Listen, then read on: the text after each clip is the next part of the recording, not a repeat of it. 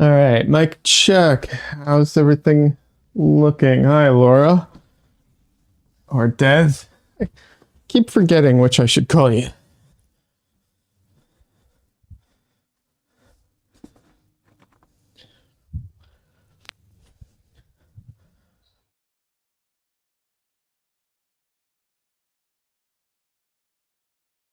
Hopefully I sound all right. Levels look okay. Let's open the painting up.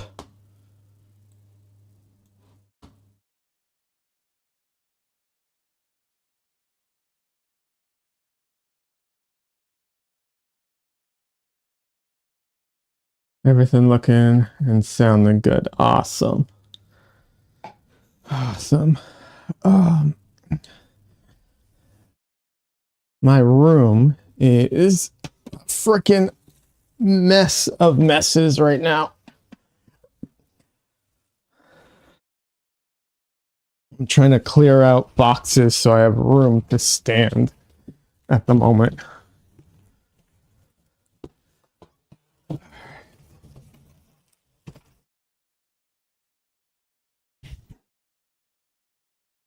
All right, let's see.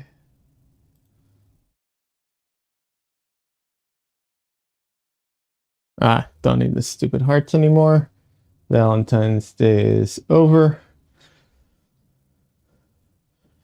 Hey, video. There we go.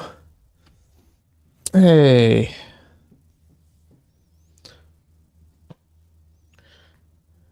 All right. Hold on, I'm a little discombobulated at the moment. So, work decided after, I don't know how many years, 3 years? Can't remember how long I've been working with them. They decided now they need to send me a work computer. So this whole time I've been working on my own system, and now they decided I need one of their systems. So they sent it to me, and it's just like boxes and boxes. It's not a bad thing. It's just one of those things where it's like, okay, I thought it was going to be, small stuff like a Mac Mini or something. Nope.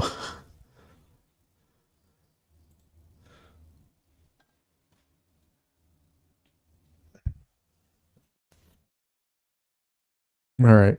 So, I have this painting up because I was working on it last time, but I'm pretty much done with it. I am really happy with how it came out. It's not perfect, but no painting is, but it's good. I'm really happy with it, and I really like a lot about it. So yeah, that's fun and cool. I also bought a projector. I've been talking about it. I bought a projector. It's garbage and not worth using, so I'm returning it. So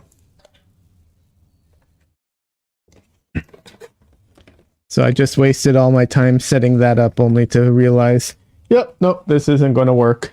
Gotta return it.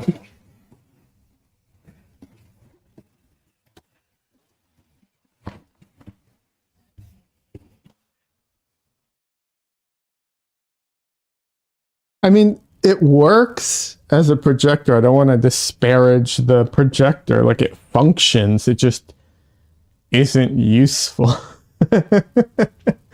Like, I set it up. I got it to project on here, and it was basically not useful at all. Like, first of all, you cannot see it at all with this light on. So I'd have to, every time I go to project, I'd have to turn the light off to do it, which is really a minor thing. But like, the setup is very awkward. You have to get it, so it'd have to be like right here all the time, right? Like, it'd have to just live here always. Because I tried setting it up back there. Nope. Not strong enough to for something this small. Because this is a fairly small canvas, so it's not, powerful enough. And it wants to spread it out too much. So yeah, just all in all, not good. I might try another one. They have ones that are literally like the size of a cell phone. I might try one of those because you can bring them like real close, maybe. But it's not exactly a priority today. All right. Today is such a drastic change. I'm going to be going from working on this thing to working on this to finish this up. And it's just, it is such, hold on. It is such a drastic change in tone. Oh my God. Oh.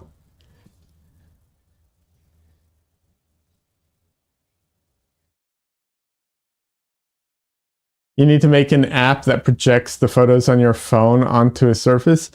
They have some stuff like that. Like, so I could hook up my phone to this projector, but oh my God, what a pain in the ass.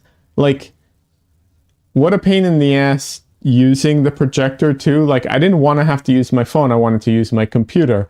Nope, can't do that. You're supposed to, but all the directions tell you to open an app that doesn't exist. So I'm like, I don't know how to do that because it doesn't exist. Right? Like, maybe there's something deficient in me, but it tells, the instructions say open the Wi-Fi Connect app. I'm like, okay, there is no Wi-Fi Connect app. So, so I'm like, okay, so what do I do? It's like, I don't know. Like, all right. Actually, you know what? I just realized I need to finish this painting more. This is more important. I need to finish this one. This is a higher priority. So I'm gonna work on this one instead.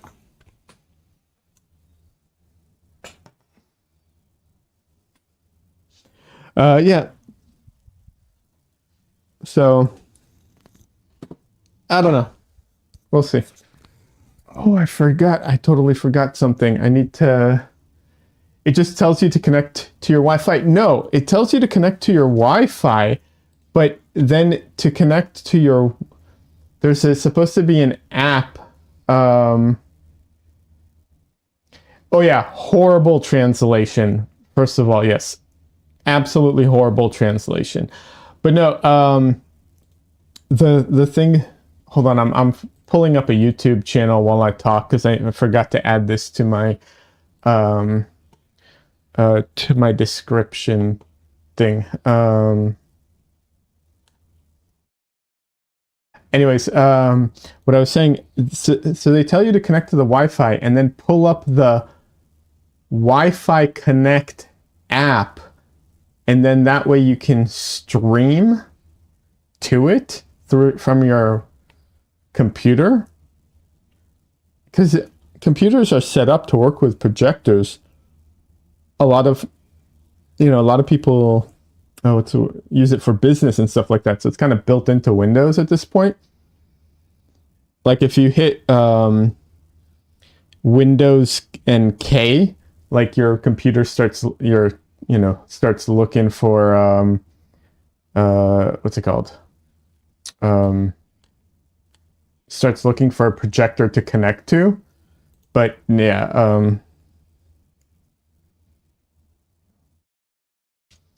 oh my God. There we go. Let me pull up this, pulling up this YouTube channel. I forgot to add it to my description today because I am probably going to be on this YouTube channel on Thursday as a guest.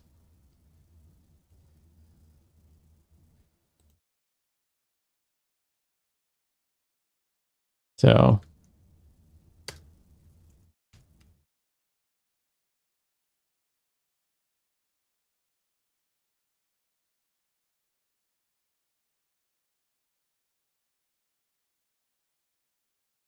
okay.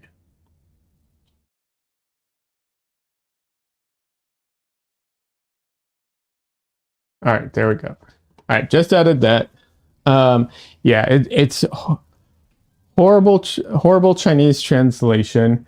Everything in the, like, literally the instruction book that it came with does not have any English on it. I had to go find the instruction manual online to get the English version of it.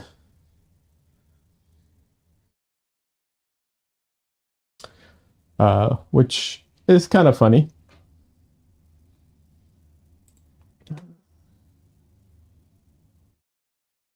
This is close enough to dead on, right? I don't need to go in and edit the image anymore, right? This is close enough.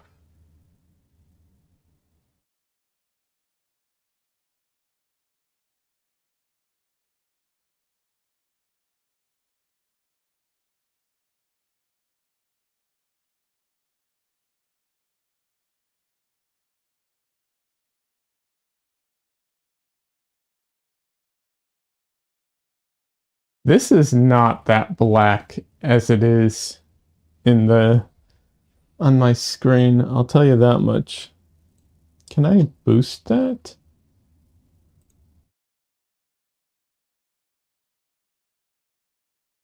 Then it turns it black and white. That makes it darker. Um,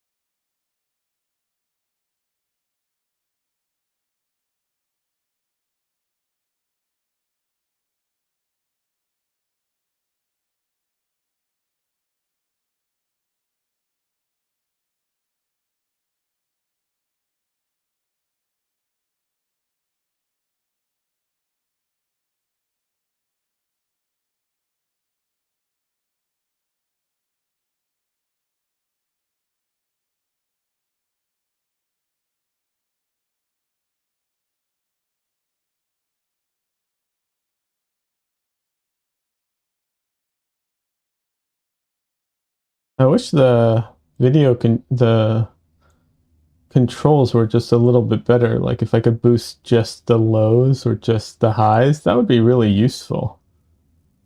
You know.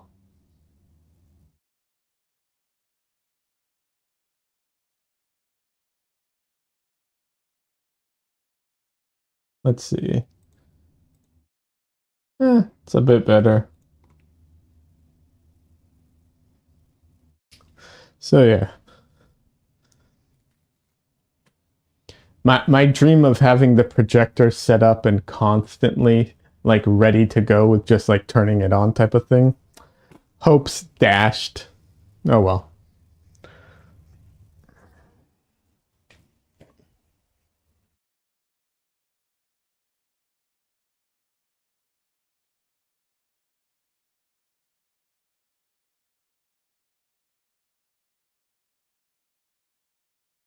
So yeah, side note, I will be on Drawn Together, the Dylan Sarah YouTube channel.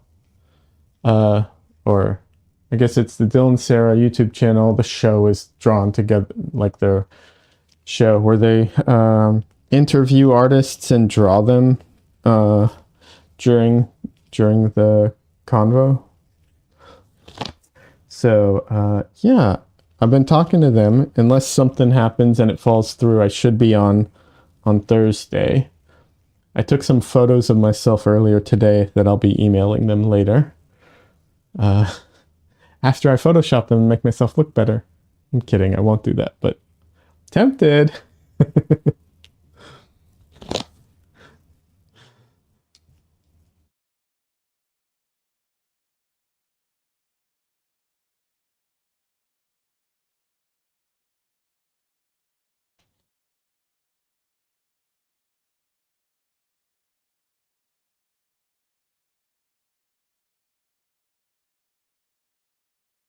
Oh, that Zoom was close. Jeez.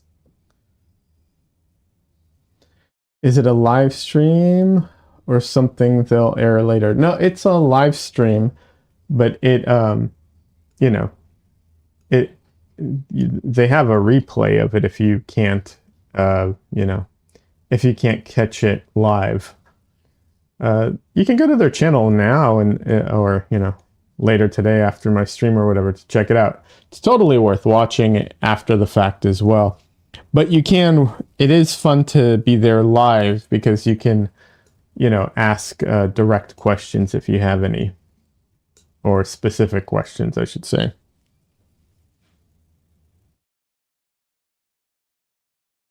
Maybe a clip studio session or something.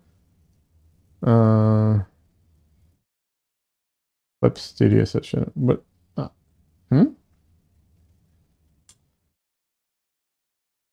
Like Clip Studio Paint? Are we going digital here, or is this something else here? Am I going the wrong direction with that? Like I'll get clips out of it? Is that? I don't know.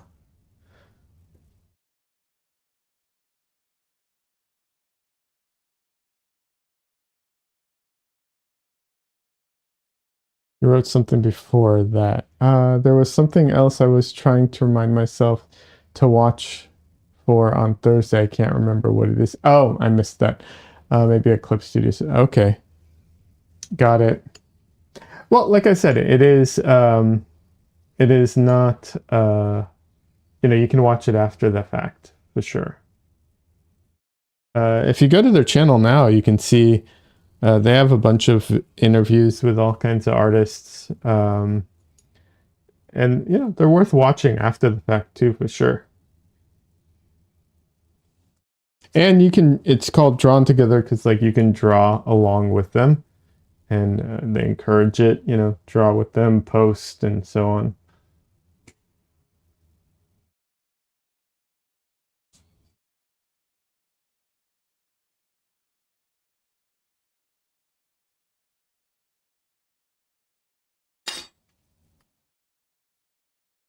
I need to clean up my palette because I am unprepared today.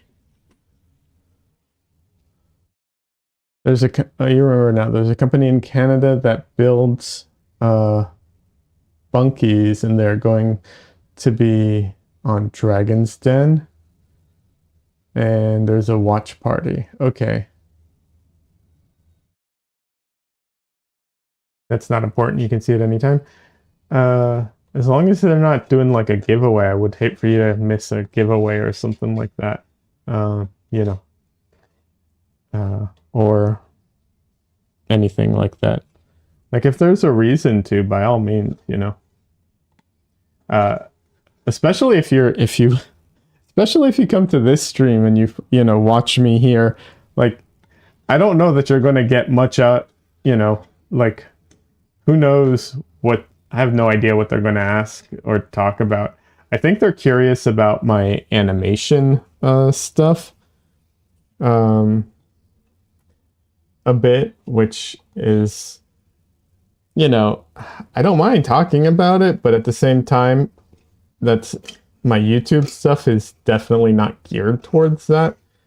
But I don't mind talking about it.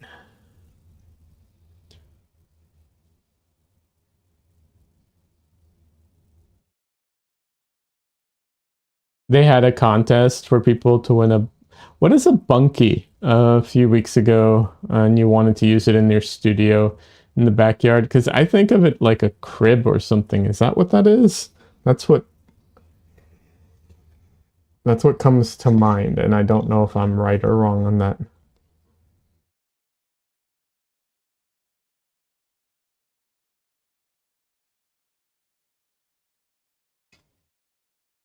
It's like a wood cabin. Okay.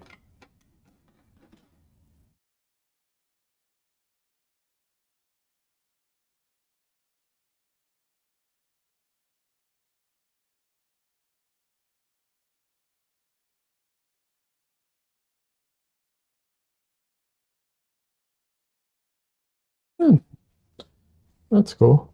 Yeah, I could see. Yeah, that sounds like a cool thing to win for sure.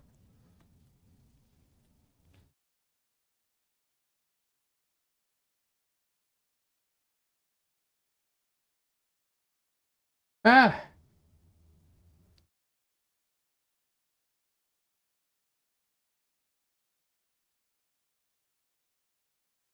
by the way, a recommendation for all artists who are getting into probably any painting, definitely in oil paints. I don't know about acrylics. Say probably acrylics too, and I don't know about watercolors though so much. But if you get paint in the grooves of your what's it called, of your paint tube, like this is very little paint at this point. Obviously, it has red color, but I just wiped it all off. Um, you really don't want to get a accumulation of paint in there because it will dry and lock it closed. But worse than that is it will build up, and over time it can split the cap. Like you'll go to close the cap, and as you twist it, it just kind of cracks open. Uh, and then you have a tube of paint that you can't close properly. They do sell caps. You can buy them. So if that does happen, you can technically buy them, but just saying, like, it can be a problem. It's definitely worth avoiding if you can.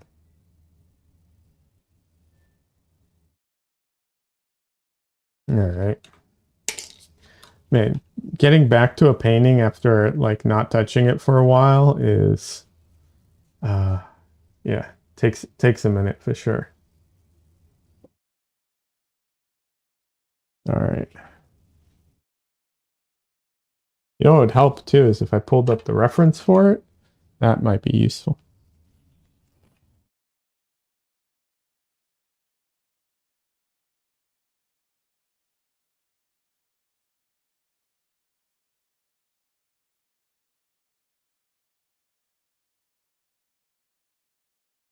Yeah. All right. Now I have to find the reference. That's not embarrassing. There it is.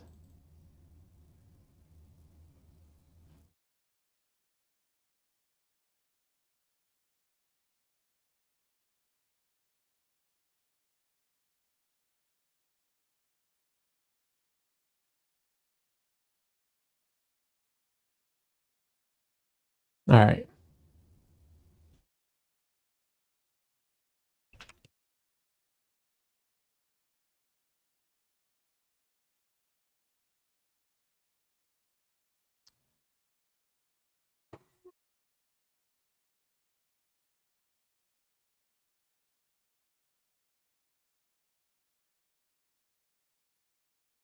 Trying to see what are the things I need to focus on today with this.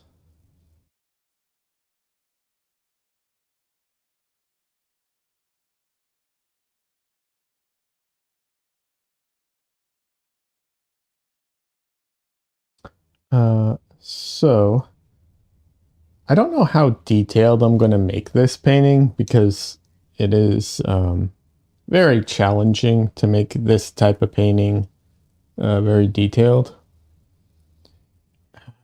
But it definitely needs some more detail. So looking at it, uh, right now her eyes are just kind of like hollows. So I think she is looking down in the reference, so you're not actually seeing her eyes. Here, let me zoom in. That was not helpful at all. Okay, then. I guess we're not zooming in. Okay. Uh, her eyes need a little bit of work because right now they just look like hollows, but really she's looking down. So I need to paint in like the top of the eyelids. Um, there's some stray like drawn stuff in the background that I definitely need to paint out. Like you can see here like blue lines and stuff like here. That all needs to be painted out. Um, and then on her, um,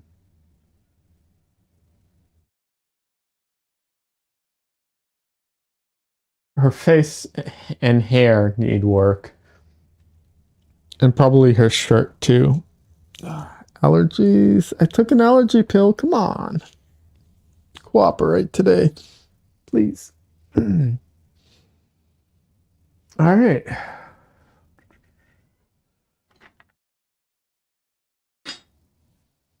I'll start with some oiling out.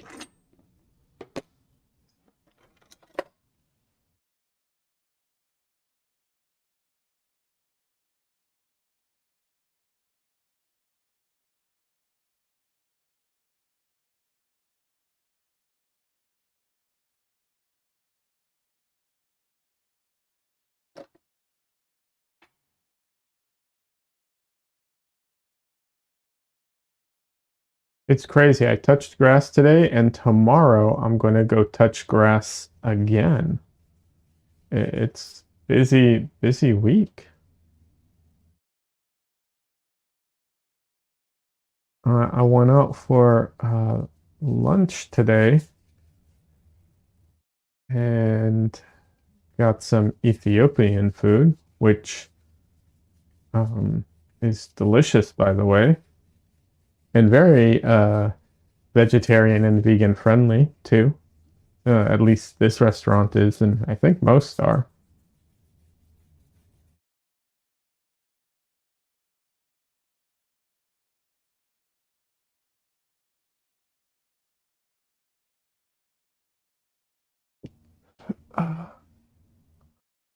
So when I oil out, the way I check to see where I have oil is I look for the sheen, the little. I don't want to.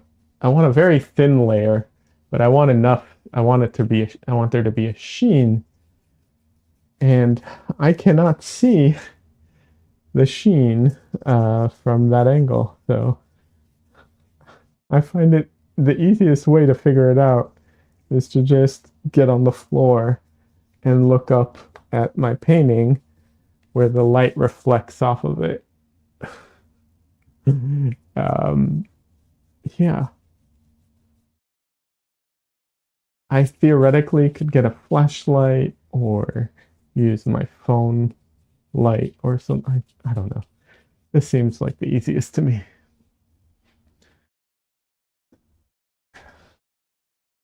So,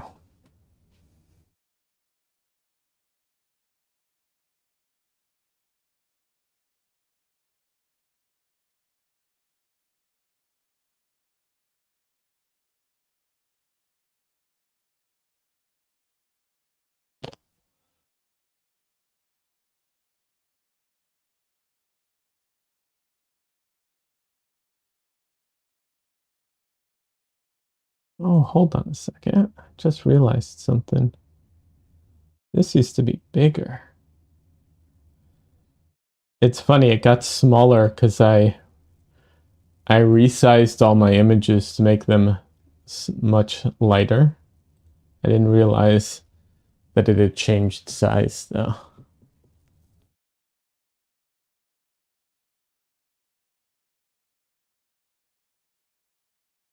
So, all right, now that it's oiled out, I can start painting into it.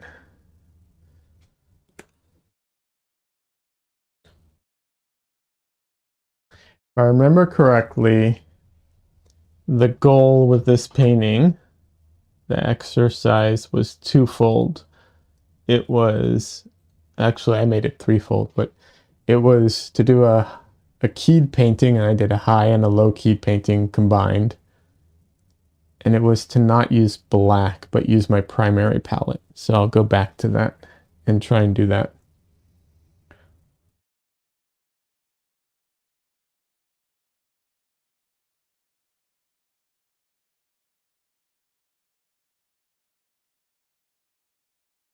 Come on, I know there's some wet paint in there. There we go.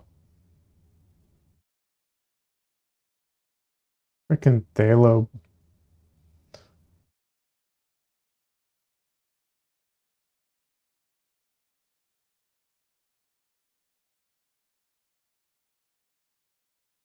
So Des, I'm curious, have you made up your mind on, and if you don't feel like talking about it here, by all means, just let me know. Um, the Arthur Gaines thing, have you made up your mind about that? And do you mind me talking about it at all?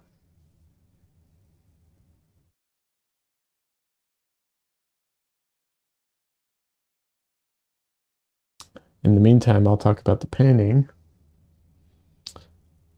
Um, yeah, I'm keeping this super restricted in values, which is very difficult. Just a second, another room. Hey, no worries. No worries at all. I can't believe how fast time flies. I started this workshop with Nicholas Uribe. Uh, I think it's been like 7 weeks ago now, because the next one is going to be 8, and that's the last one. And I'm just like, holy shit, where did the time fly? How is that even possible?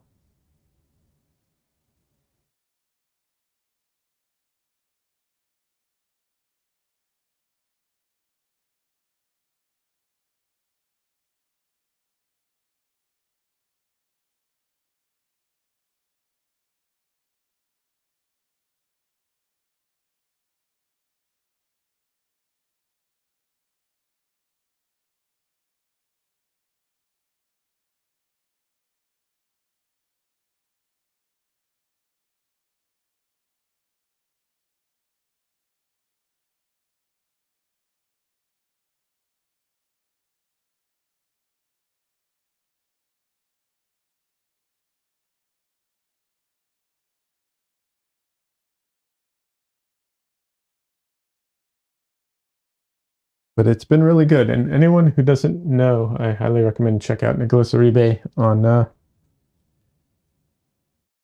when did that happen? I have a ton of paint on me. I don't know when the Oh, I see.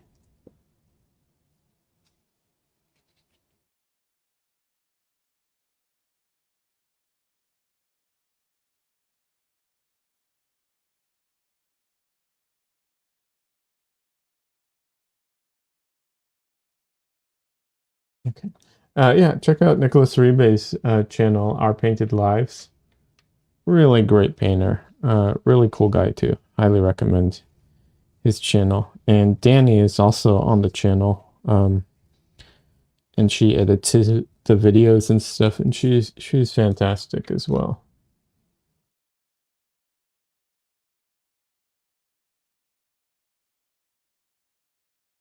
I was like, I didn't think I got that much paint on me before. What the heck happened? Yeah, some of it dropped onto my easel, and I didn't see it.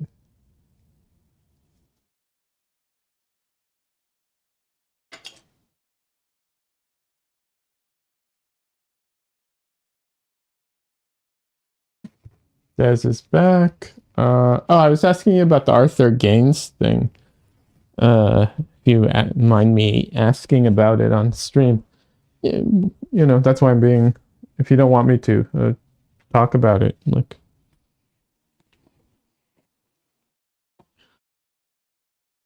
I always feel weird bringing up conversations from Discord and in here, so I'm trying to be cautious about that.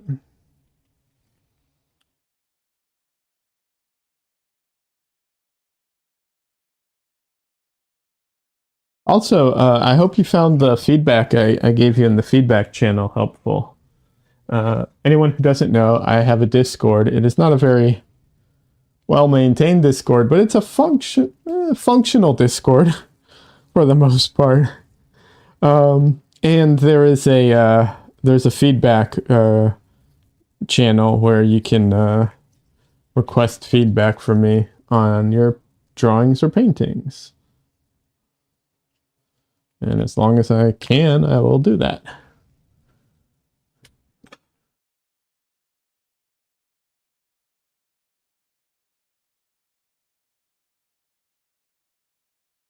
Okay, you don't mind, and you talked to another artist about it, and who had taken one of his classes, and mine was probably similar to mine. Okay, awesome. Yeah, Arthur Gaines, for anyone who doesn't know, is a painter and streamer on Twitch, I think, only. I think he has YouTube videos, but he doesn't stream on YouTube. He's a really good painter. He teaches, forget where he teaches. I think it's in Rome. I can't remember for sure. He's fantastic, though. Like, without a doubt, I know he's a good teacher because I've seen him talk about painting and everything. And he's been a teacher for years. But, you know, not every teacher is always going to be the best fit for everybody, just in general. But yeah, I guess he's teaching an online workshop of some kind, or boot camp or whatever. Spain. Thank you. That's where he teaches, Spain.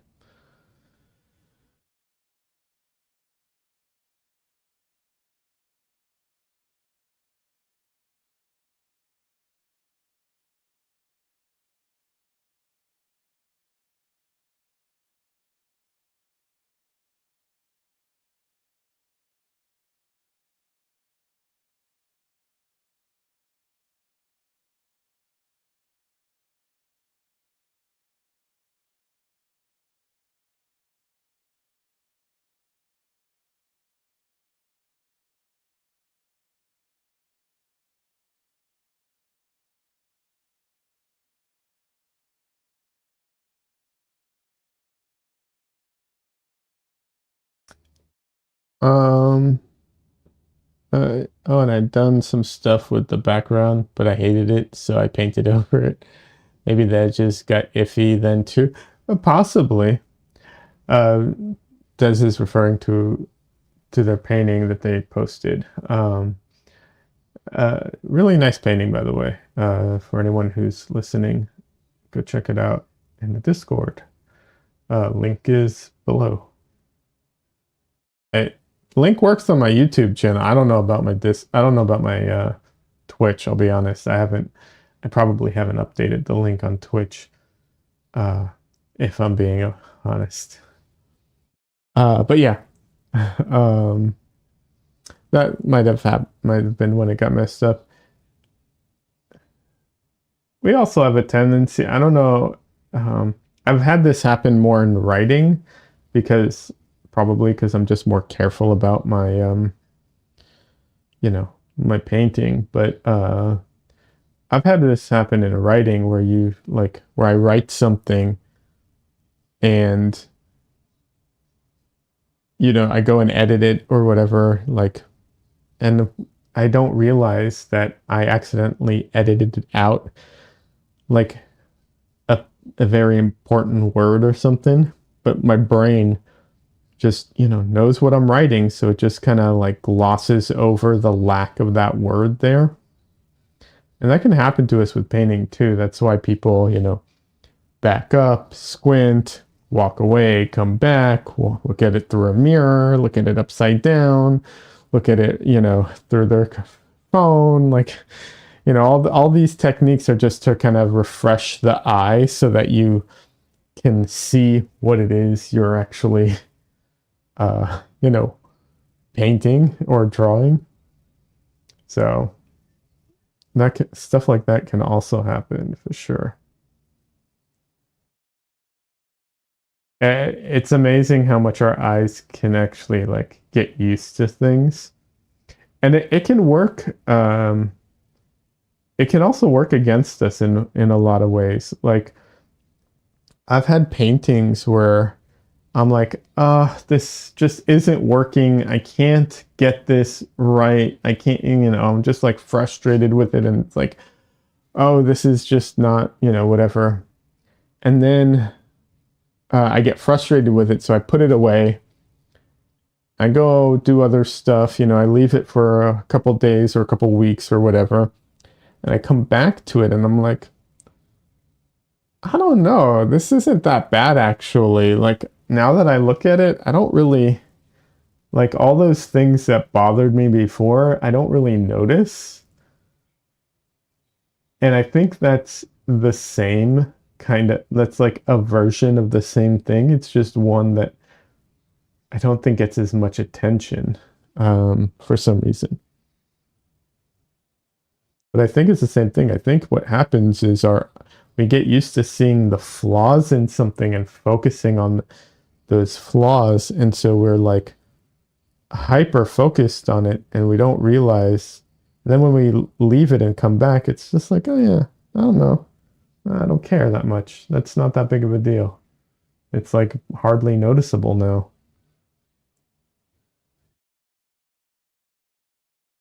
So it can work both ways.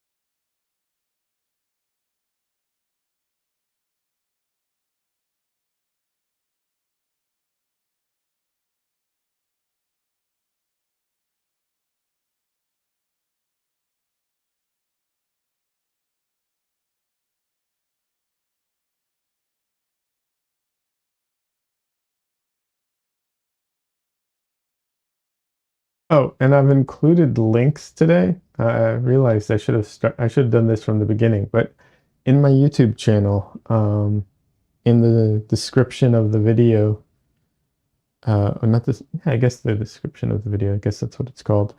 There should be links to Glaze and Nightshade. So anyone who is not a fan of AI, generative AI, there are links there to get you to their websites where you can find out more information about those services.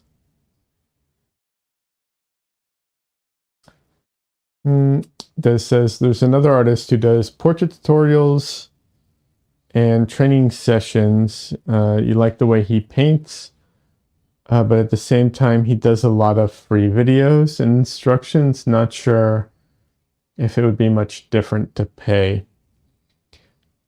So the big difference between paying or not um, is probably going to in my experience, right?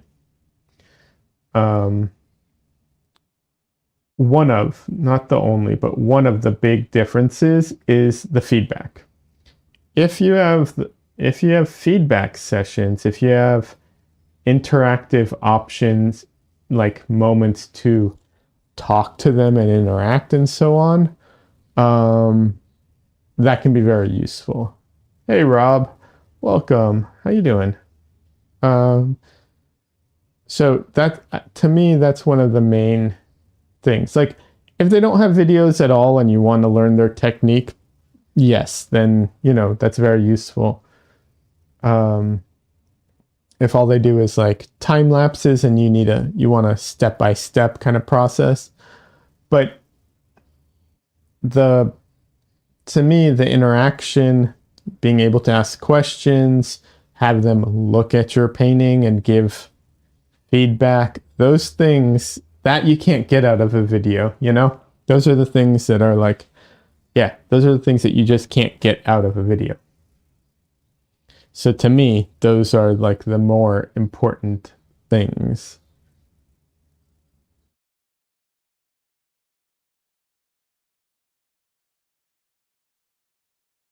How you doing, Rob? Uh, Rob's dead now. Hopefully not, but that's his username at least.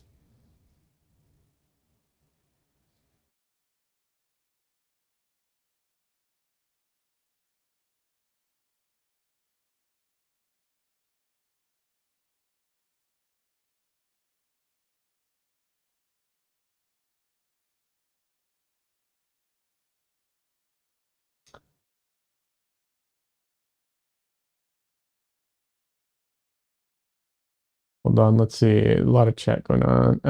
Des says it's funny. I walked into Rob's dead stream and immediately knew he was doing the same course with you because he's painting complementary colors in white. That's funny.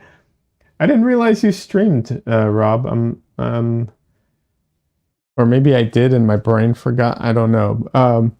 By all means, drop a link to your channel.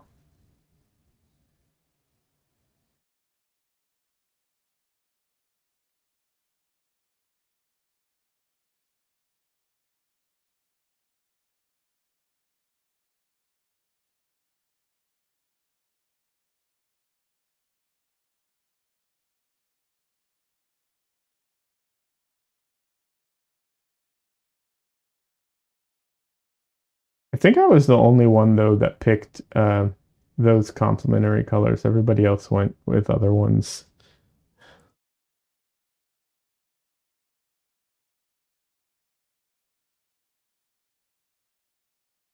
And the only reason I picked the colors I did was because I had that green and I never touch it. You stream once or twice a week lately. That's cool. Yeah, I've been streaming 3 times a week, pretty much since here we go. All right, now I'm following you. Since August last year. Um,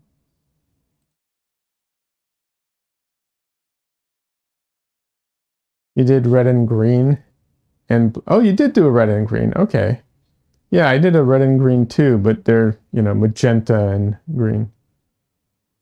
You follow? Oh, okay. Des followed on Instagram too. Yeah, absolutely. I will. If I haven't followed you on Instagram, I will. I've been trying to connect with everybody in the class. I just uh, sometimes lose track of things.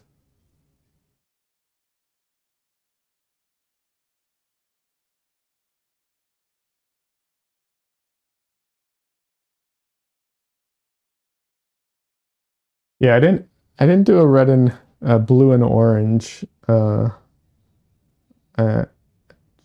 like I said, I pretty much picked those colors because I'd bought the phthalo green.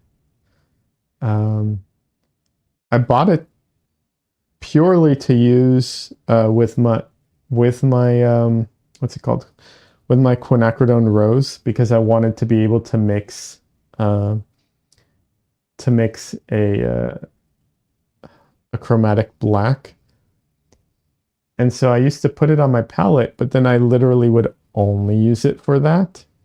And so I stopped putting it on my palette, and then I just started using Mars Black instead.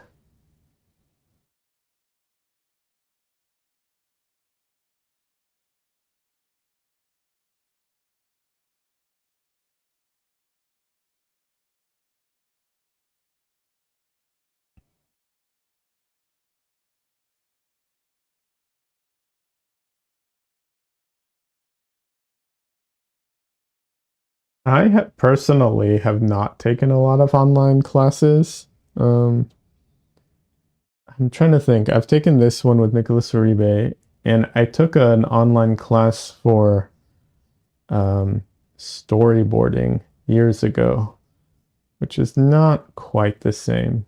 And I also did an online workshop that did not go very well. It was the teacher's first online workshop.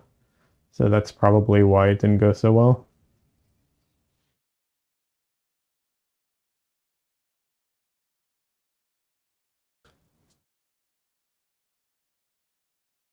Rob says I've done 2 workshops and a few private mentorships.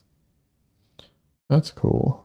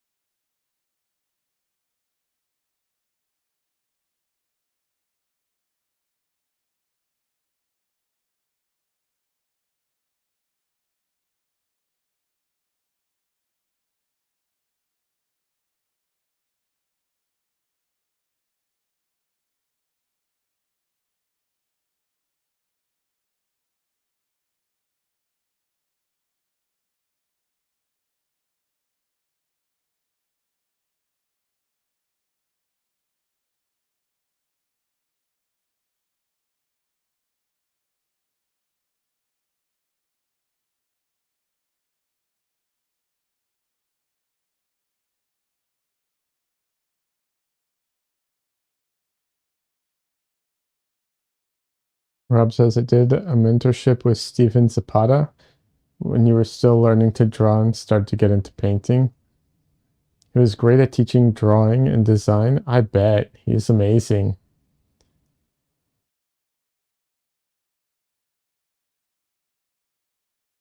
And then you did the Uribe workshop and a workshop with TJ Cunningham on sheep portraiture a few years ago. I didn't. That's funny that there's a uh, that there's a whole workshop on that. That's funny.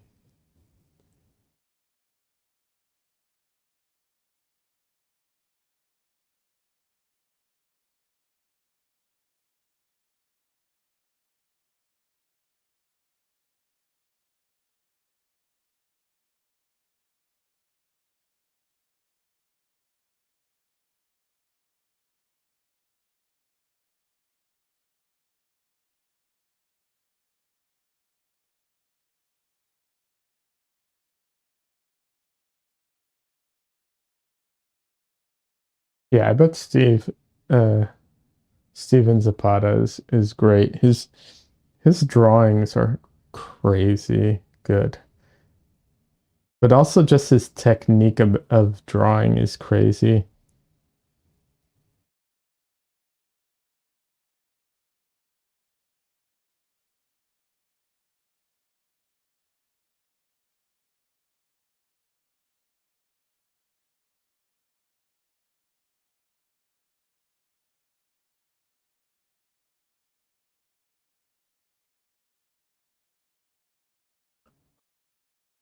Rob says, "Yeah, I never did more sheep paintings than the one that you did in the workshop. I just admire his technique and wanted and was interested to watch him work and get feedback." That's fair.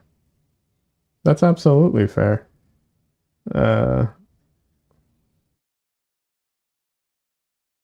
I mean, that's partially how I felt. Well, not. Yeah, actually, that's not entirely true. So I'll just leave that. But I totally get that. Sometimes you take a workshop and it's not like a perfect fit, but you love the teacher and you want to talk to them and get feedback. Like I said, that's one of the biggest aspects of a workshop or a mentorship or whatever, because you can find videos online to give you almost all the information you may want. Um, but sometimes it's that personal touch that is needed.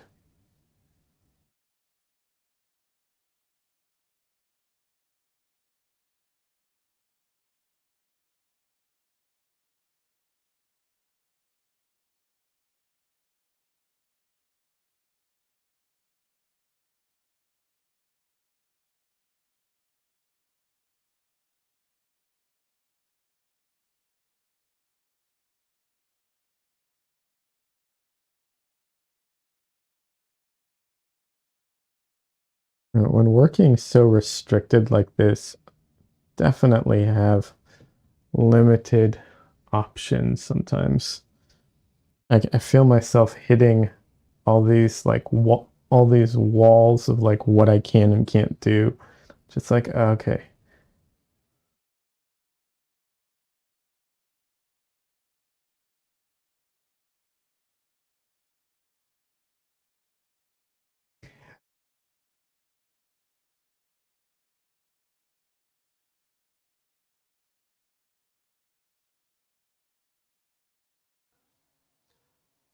Well, holding a cough sometimes is not a comfortable experience. Excuse me. Try not to cough in y'all's ear, but like, geez, it just when it wants to come out, it just wants to come out, you know?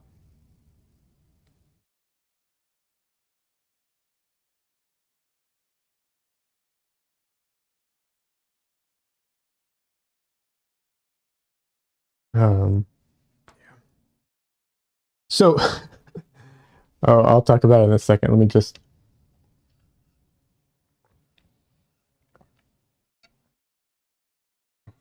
allergy shots were on Friday, but that was just a cough. My allergies are killing me though. So yeah.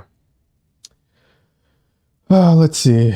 Rob says, I like all of these limited palette exercises we've been having for this class. Really makes you learn to explore subtle grays.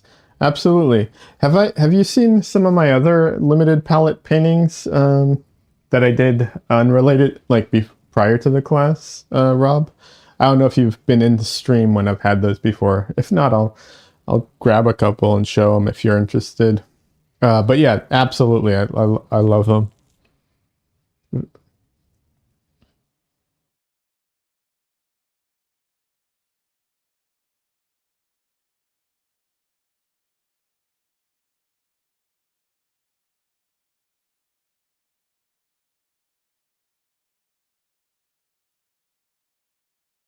You've seen a few, but you can show them again. It's always interesting to look at. Yeah, absolutely. I'll do that in a little bit, maybe. But yeah, no, they're a lot of fun. Very. eh, what was I saying? I did a Zorn palette painting for the first time a couple months ago, and I'd already done a bunch of like other very kind of restricted paintings, you know, where like single what's it called? You know, single value and high key and all that stuff. And so I was very frustrated working with the Zorn palette because I like my cool colors. But other than that, other than that aspect of it, it wasn't all that like um you know, challenging in comparison, I guess, or you know, or it was doable in like yeah. But like even more restricted than the Zorn palette, like I found I found all those really interesting.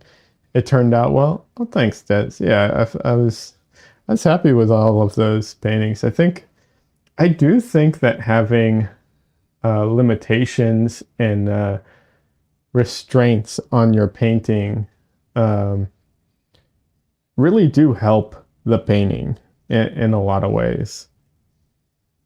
I've found that to be true almost universally.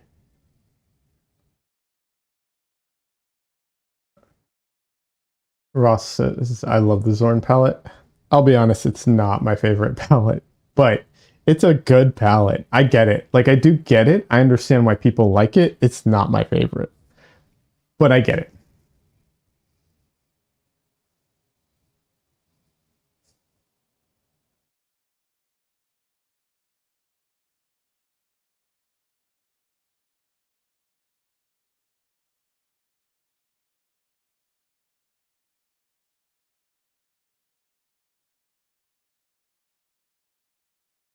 I'm actually a little confused about this week's homework. for the class. And I'm not entirely sure what I'm supposed to do. So.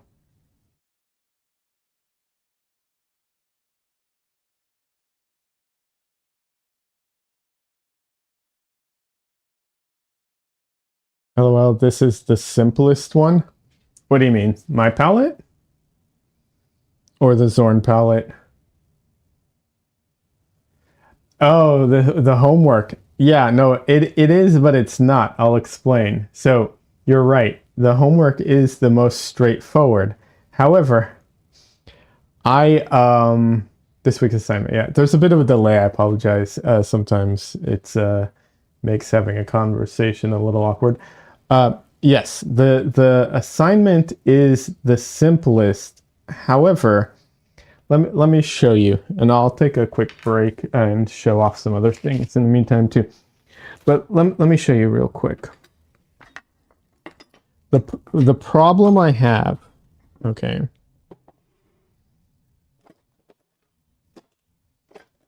is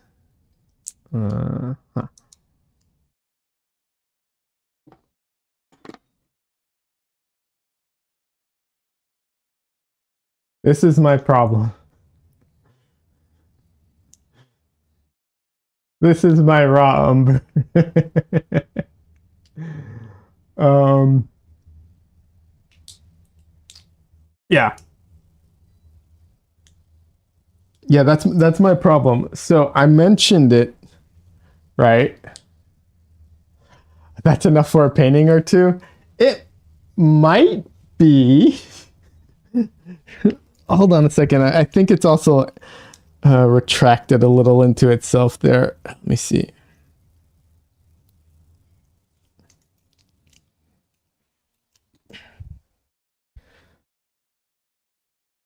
Yeah, it's not even full. Hold on. Like the paint's not even. There we go. I'm like pressing on it. Yeah, it's. I mean it might be. Do a small one. Yeah, right. Yeah, so that's my problem with the paint with the this week's assignment. So I asked, what do I do if I'm out? And Nicholas was like, well, just use your just use your what's it called? Mars Black. And I'm like, so just use my normal palette?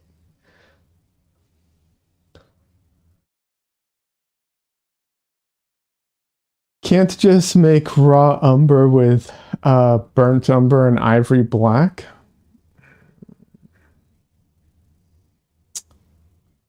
I don't know. I could try and mix. I mean, I could definitely mix. The problem, okay, so here's the problem. I can mix raw umber, right? I can mix an equivalent of raw umber, no problem. I can't mix the equivalent of raw umber of its interactions. That's what he suggested earlier in the course. Okay, I think I can do that. I think I have. Do I have enough? Do I have enough ivory black? Oh no, that's chromatic black. Um,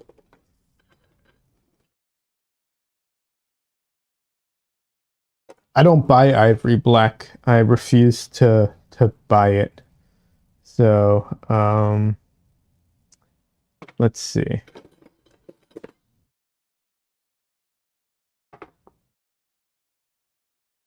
I mean, I guess.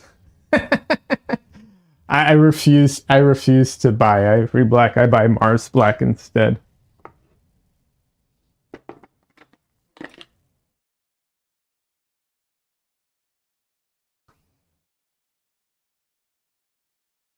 But yeah, this was the. By the way, if you haven't seen it, this was the painting I did of is it Andrew Kadima? This was Zorn palette. This was my first Zorn palette painting. It came out well. I'm really happy with it. Some of these weird, like, stuff that is just the what I'd use to prime the surface just coming through, but whatever. It works for him really well.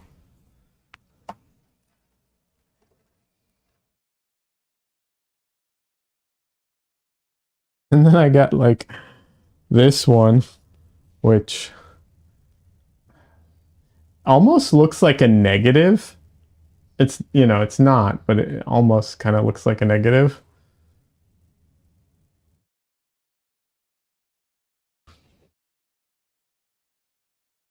And then I love this one. This isn't a single tone painting. It's a very light painting, but not single tone. It wasn't meant to be. Jeez. Trying to, yeah. It's hard to see.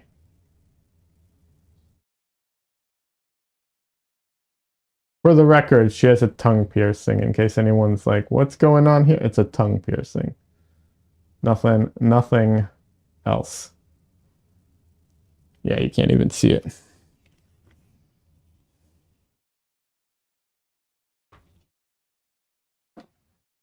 And then this one was a fun experiment of painting the same painting twice, which I rarely do because it's not great, but this is the same painting.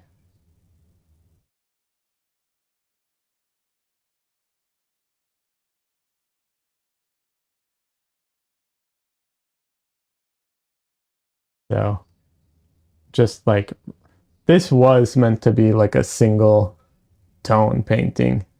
It is freaking hard to see on camera. In person, it's really easy to see. Hard to understand, but easy to see. This is obviously a lot easier to see. You haven't done a lot of keyed paintings outside of this course, at least not intentionally. Yeah, I started doing them because of Nicholas's channel. That's what got me into them. And I did this one. I don't have it anymore. It's one of my favorite paintings that I've done. It's a woman in a field in like a white dress. And it's one of my favorite paintings. I actually sold that one a couple of years ago. It is straight up one of my favorite paintings that I did in the last couple of years. But that started it off, kind of kicked it off for me.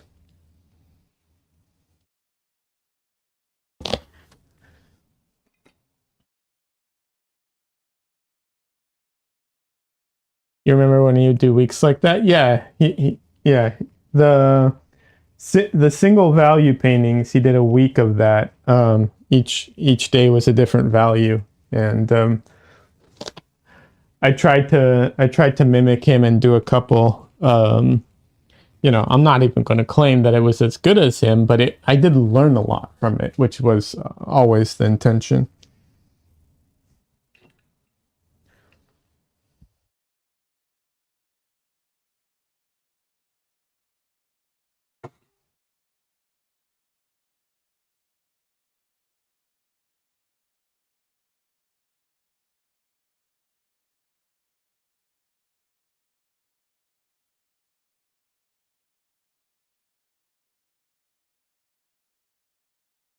Am I going to sign up for his next workshop? I don't know what his next workshop is. What subject is it? Do you know? I'll be honest, I probably won't. Unless it's like something I feel I have to take. Shapes and design, yeah. I probably won't. Not because it's shapes and design, just like I don't know what he would teach that I would feel I needed to. I love taking his workshops and everything. I just time wise, it's very challenging to maintain. And um, while I do appreciate the homework pushing me to do more paintings. I still stream 3 times a week, so I've still been painting regardless, kind of thing. Um, you might because you need more help with that than you do with color. Oh well. Yeah. Uh, I totally get that, and he's a great teacher. I just I feel like I need to focus more on um, and I need to focus more on like getting my paintings and stuff out there more than I do on I want to say on improving, but on workshops, I'll put it that way. Like I don't know if that makes sense, but I feel like I'm at the point right now where I need uh Rob says, yeah, I definitely need to work on that as well. I feel that. I'm just like, between work and going to the Portrait Society convention later this year, and probably traveling some more to like going back home to see uh, my mom at some point this year, and maybe or maybe not still having a job later this year. Yeah, you need to start selling these damn things. I know, me too. By the way, in case anybody's watching, all of my paintings, well, not all, but most of my paintings, nearly all, are for sale. And if you are interested, just message me through my website. I do not have a e-commerce set up, but I do have PayPal, and I can set it up that way. I don't pay for the e-commerce stuff yet because I'm still trying to figure out if I'm migrating my website to another what's it called? Another platform or not. Just thought I'd mention it. But yeah, my paintings are for sale.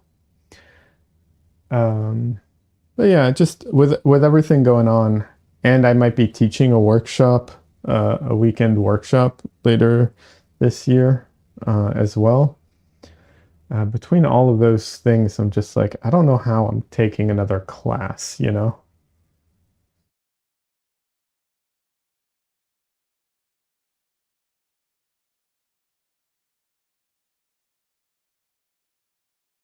Also, I'll be honest, what is it? Next one is on, or was it?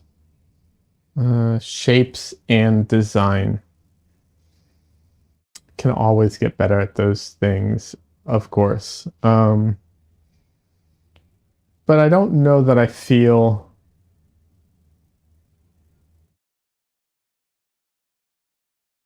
lacking in, no, not lacking. You can always get better. There's always room for improvement. So I don't want to, you know, phrase it like I don't need help with that. And definitely not like he doesn't have anything to teach me. Of course, not the case. But it's priorities, kind of weighing weighing all the elements together.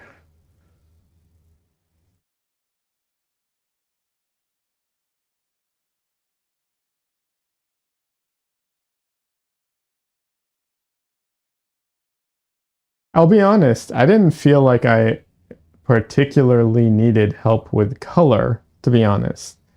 Um, and I do think that I do feel like I learned a lot from the exercises he gave us. So, you know, it's there's always more to learn. It's just where am I putting my priorities? Where am I putting my money? Do I have time? And so on, you know? So, yeah.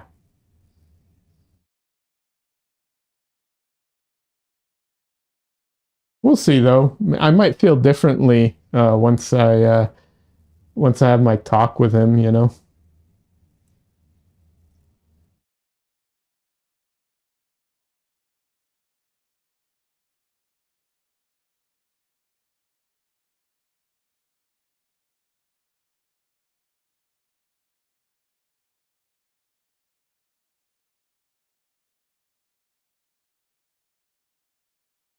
I will say this, I would rather pay for like a one-on-one or a group, either one, right? One-on-one or a group mentorship than I would necessarily like a dedicated class on a subject with him. Rob says, I didn't either, and I agree with you completely. Learned a lot about how to approach design overall, composition using color and value. Yeah, absolutely. It's very beneficial. I'll say this, I think the single exercise that I learned that I found the most beneficial, no, the two, take that back. The two exercises I found the most beneficial in very different ways um, was the one um, 2 weeks ago with or was it 3 weeks ago, without blue, the Baby Zorn palette, the no blue included palette. I learned a lot from that exercise. Probably because I pushed that painting about as far as I think I could. um, you know, so I think that was very beneficial. And then last week's, I felt like I learned a lot from last week's as well, just in a different way. Like the colors themselves, I'm familiar with because I've used them before, so it didn't feel like I learned that much about the colors specifically. But just when I had that limitation of the colors that I did have, usually I limit, like I try and compress my values, and I compress my what's it called? I compress my chroma and all of that stuff. And here, because I was so limited in other areas, I cranked up the chroma to the max in certain areas to really, you know, push certain things more. And it was, it was good to do that. I guess that's all. I don't know. Words are hard, but yeah.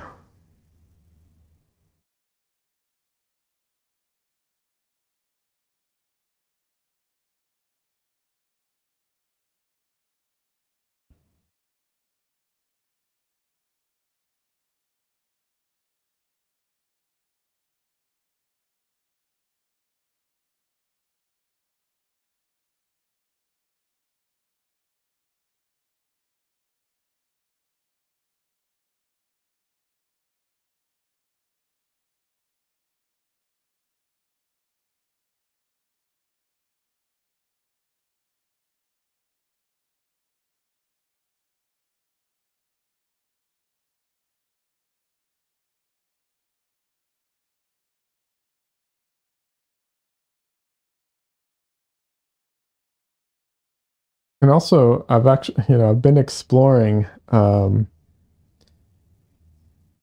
also been exploring in a way the like composition and design in some of these paintings because of the limitations that we've been having on color. Like even this one, right?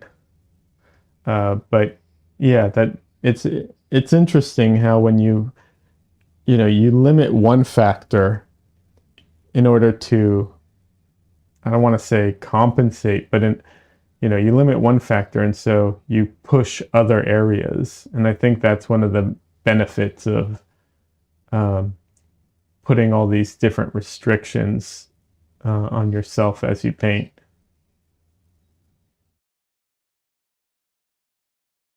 So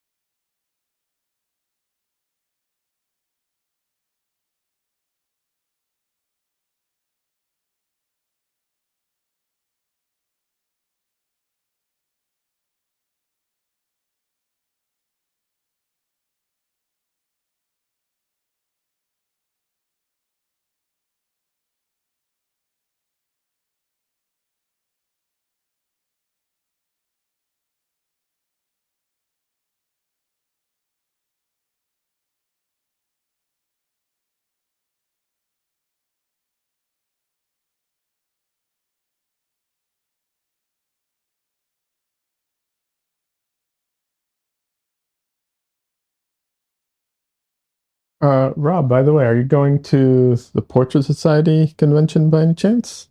I should ask in the Discord group.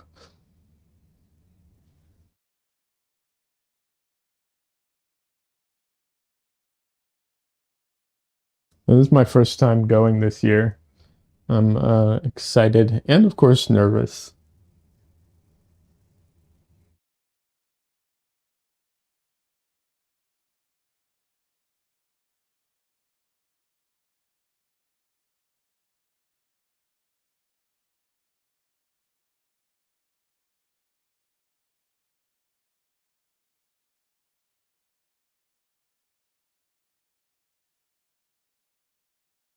Rob says, I wasn't planning on it. I'm still so new to portrait painting.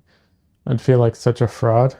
Well, I mean, it's a lot of people go there who are like new or even students, you know. So it's not only like accomplished painters, you know, like there are workshops, there are like talks and all kinds of stuff. But I totally get it. It's also expensive, don't get me wrong. Uh, yeah, and it's not exactly cheap. I had a bunch of people I know who are painters who are going and being like, "Yeah, I need to come this year," and I'm like, "Oh, okay, you know, I guess if all of you are going, I guess I'm going too." Des says, "I wish there was a local group that met once in a while to paint. You should look around. The local artists Facebook group doesn't mention anything." Yeah, and if there isn't, you can always start one. As long as you're in an area that you think would have enough people.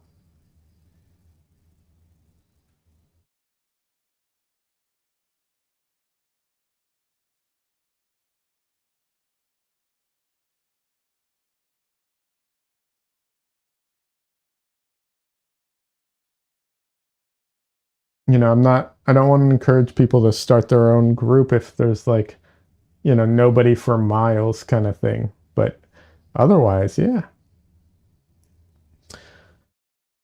Rob says, I've only ever attended a local painting event, which tends to end up being a bunch of retirees, nobody else that is trying to paint for a living. Yeah, it's rough. Just kind of depends on where you're living, you know. When I was in LA, I used to go to the Weekend Warrior painting uh, get together isn't the right word for it. It's plein air painting. So they would go out and paint, and that was great. I was horrible at it, but I mean, it was you know, it was a great group. Hey, Don Lee, how you doing? Good to see you.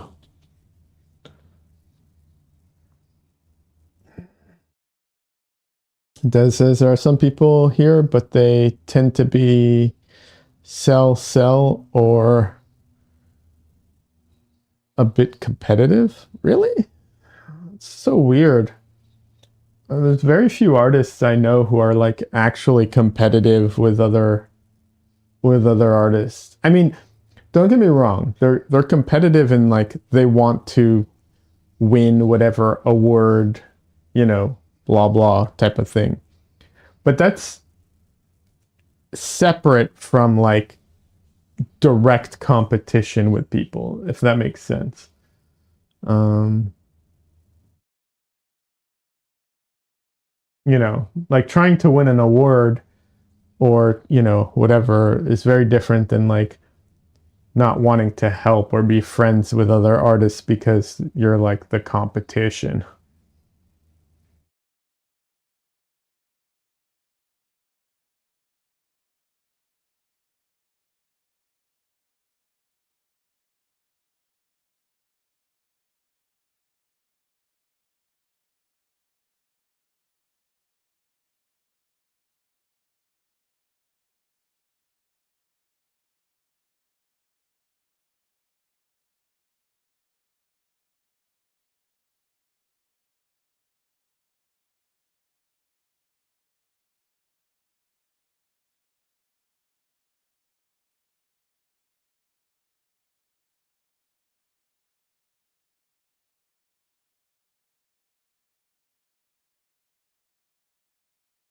By the way, anybody who's watching, Donley's a streamer friend of mine.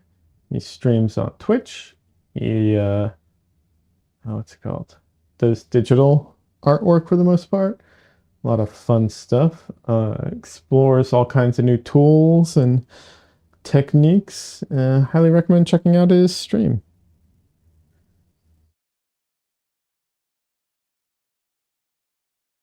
Han shot first. Yeah, we did a movie night. Absolutely, Han shot first. That was such a stupid edit.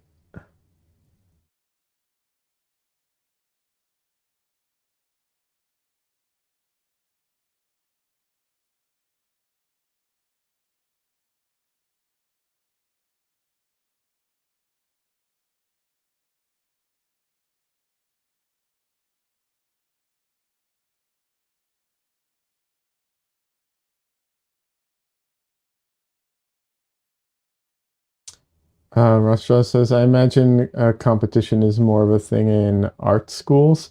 Oh, I bet in art schools, yeah. But I mean, like, people submit to all kinds of, like, I just submitted for the Portrait Society competition, like their international competition thing. Don't, I'm not winning. There's no chance I'm winning. But people, other artists I know have submitted who actually have a shot and they really want to win, of course. So there's a drive to win, but they're not like, there's a few people that are friends who've all submitted and they're all like cheering each other on versus like shitting on each other. So very, very, very different attitude. And for the record, the reason I'm saying I'm not winning is not because I'm putting myself down. I've just seen their winners and I see the style and the look that they have. Yeah, I'm not winning. I'm not suited for it. I might like get a mention or something, which would still be great. By the way, we have a cat in the room and he wants attention. So I'm going to switch to my face cam and Dresden, baby boy. Oh, baby boy. Hi. Go straight for the licks today. Oh,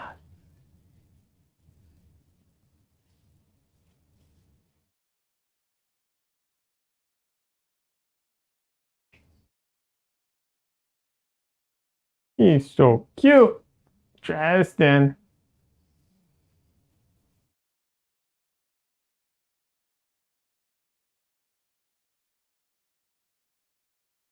Why with the licks?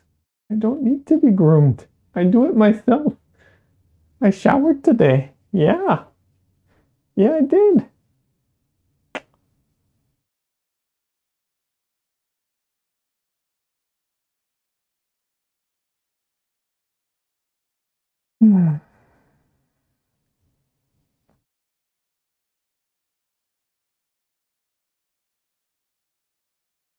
No, no on the eyes. No licking the eyes. You can lick my chin if you want. What did you see? Something fell? You have to go investigate? Okay, say goodbye to everybody. Look, look. Say goodbye to everybody. Okay, goodbye.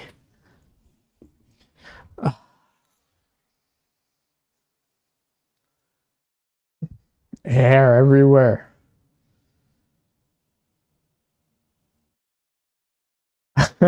Don Lee. Rob asked, what surface do I paint on? What kind of surface do I paint on most? Don Lee responds, commonly paints on slightly furry surfaces. He's not wrong. If you're getting a painting from me, if you buy one of my paintings, there's most likely cat hair in it. Yeah, you can see it. It just, I mean, look at this little boy. He's so fluffy. Look at this. He's so fluffy. My hand like disappears inside of him because he's so fluffy. Do you want your tail? Do you want your tail, little boy? Get it. Get it. Get it and not my hand, please.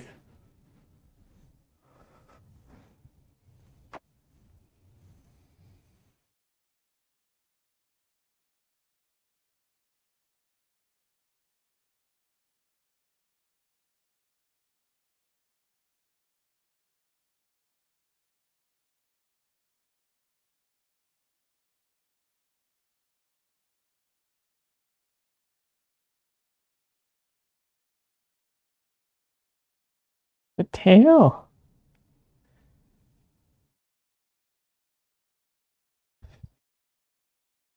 That is so cute.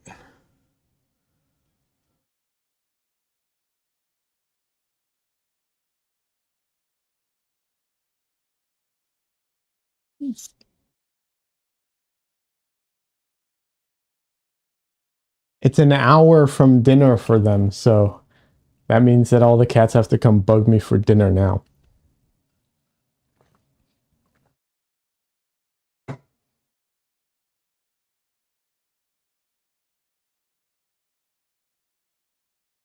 What kind of surface do I paint on most of the time?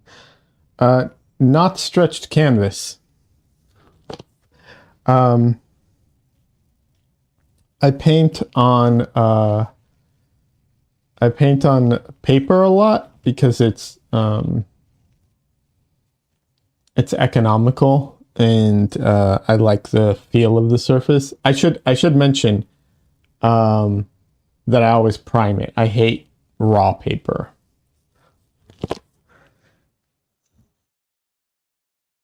Dresden, don't eat that. Little boy, don't eat that. Trying to eat a piece of tape off of the floor. Yeah. I like smoother surfaces, so what's it called? Camera, really? What type of paper? It doesn't matter that much to me, as long as it's relatively smooth. Because I put, you tried raw paper and it sucks so bad. I hate it. I can't stand painting on raw paper. This is what I put on paper, though. I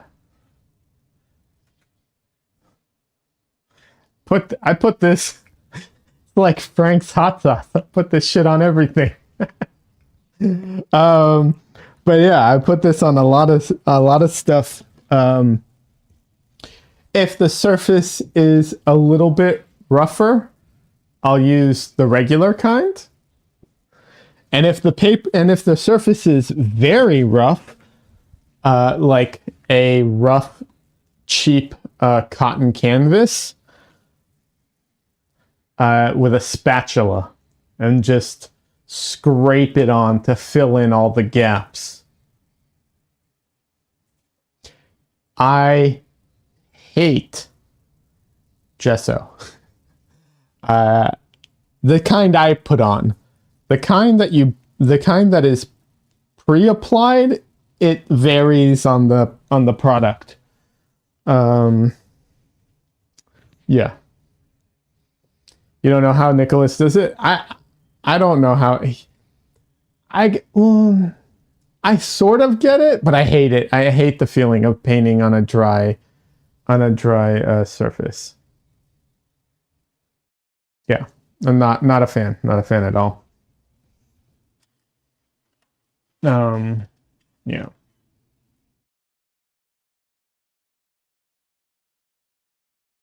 So yeah, a lot of paper. I buy these hard boards. Let's see, I have some here. There's the ampersand ones. Those ones are good. There's another brand, I can't remember the name, that's like ampersand. I also buy these ones. They're like a budget brand. I can't remember the name of them right now. Oh, there we go. DaVinci dual-sided Pro panels. And one side's smoother and one side's rougher. Those ones are good. I also paint on ACM panels. ACM, I think, might be the way to go overall.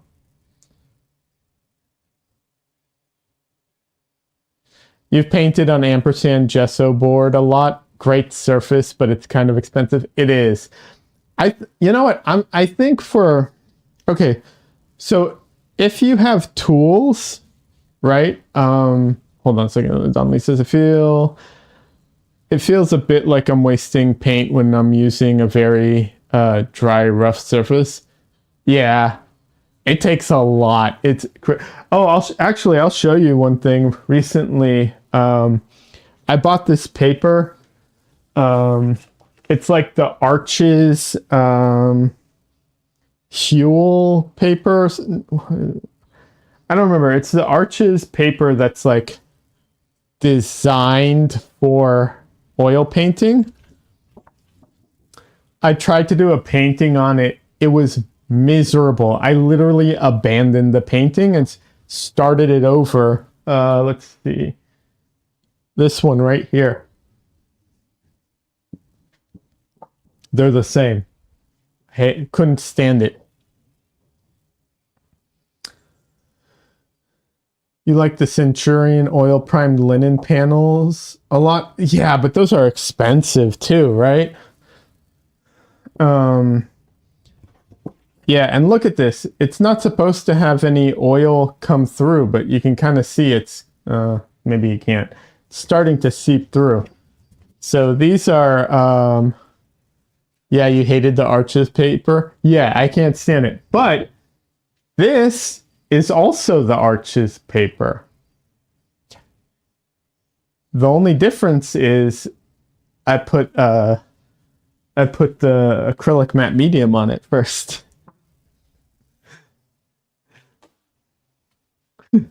So, you know, that's how I'm going to use up that paper. I will say this. I think, obviously, it depends. If you have like tools, like power tools, where you're comfortable like cutting wood and stuff like that, then buying your own wood panels is probably the way to go. Otherwise, I think ACM panels are going to be the way to go for me in the future, unless I'm doing very large paintings. And here's why. Let me see if I can show you. Okay. Let's see. Wait, are some of these are ACM? I don't want to get a painting, finished painting dirty, so I'm like trying to be careful. Okay, yeah. So this was painted on ACM, right? Yeah. So this is an ACM panel. Hey, stop zooming in so much. Okay, this is an ACM panel. It's a 3mm panel, right? And this is the back. This comes off. All right. Now, the way I used to prep the ACM panels was a pain in the ass. Now, I think what I'll do is, in the future, I'll buy these panels, and then to prep them, I'll just use acrylic matte medium, and they'll be a lot faster. And it's worth mentioning, you can cut these with a, yeah, you bought ACM, but you hated prepping it. Okay, so here's the thing, right? That's the issue. The prep time's the issue, but the thing that's good about ACM panels is you can cut them with a box cutter, right? So that's not a problem. Then all you have to do is very lightly sand the side that you're going to paint on. Like, I mean, just quickly run, like a little, like I have one of those sand sponges things over it, and then put some matte medium. how many layers of acrylic matte medium do you use? Like 1 to 2. I should use 2, probably. They dry so fast too, though. That's the other thing. They dry fast. And they're real easy to put on. It's not like I used to use what's it called? Oil primer. But the thing with the oil primer is, so you sand down the surface, then you do the oil primer. Has to be in the garage because of the fumes. Leave it to dry for at least an hour. Sand it, another layer, another hour minimum. Come back, sand it, another hour, another layer, so 3 layers, and then sand it again at the end. It's so much work. With the acrylic matte medium, I can cut my ACM panels down to size, whatever size I want. Take it, just quick brush of the sander, and then I can put a layer of acrylic on it, and if I need to, a second layer later, and that's it. And I don't have to sand in between the layers. I don't have to do any of that stuff. Des says, I'm lazy. Yeah, I'm lazy too, Des. That's why, like, I used to paint on Yupo paper a lot. You didn't have to prime that at all. That's why I have these boards. They were on sale, so I bought them while they were on sale. But it's a cost, benefit issue, right?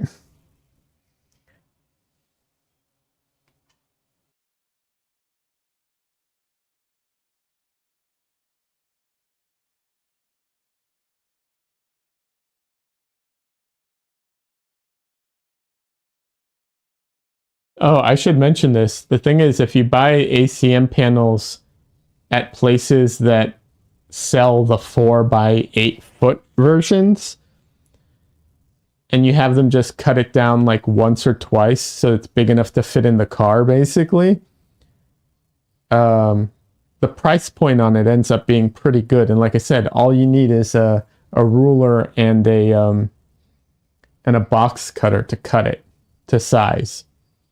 So that's my thought on it, at least.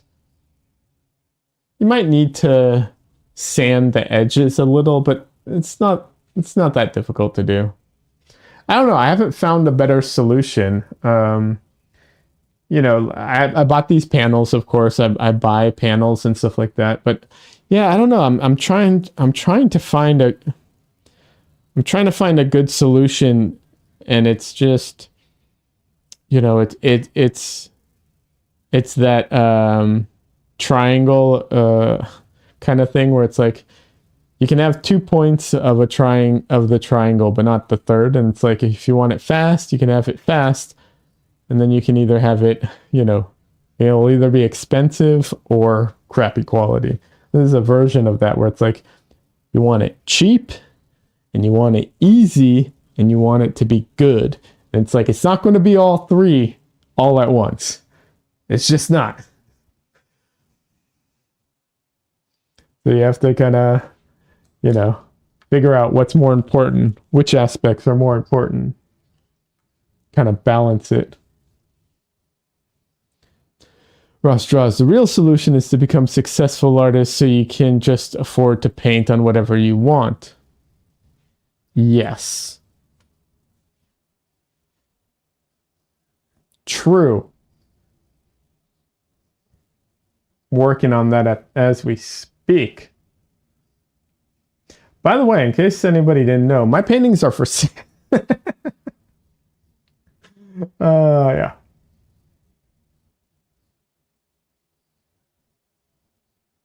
But yeah, true that.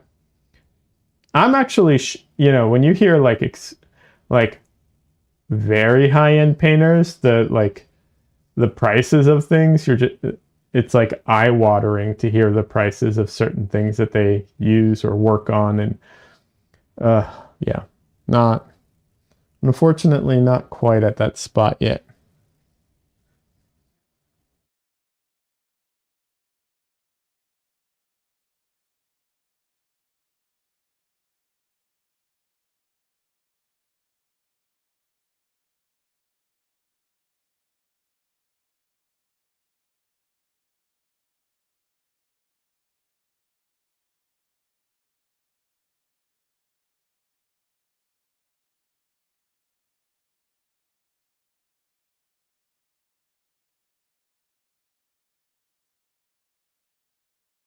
Actually, the real strat is to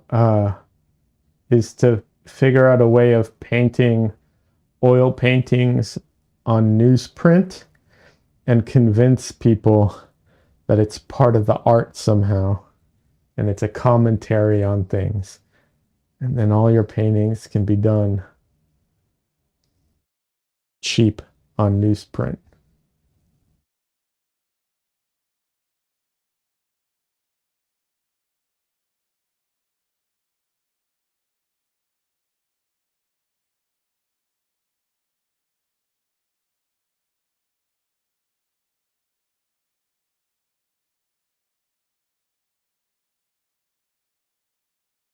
Newsprint? There's barely any newsprint anymore.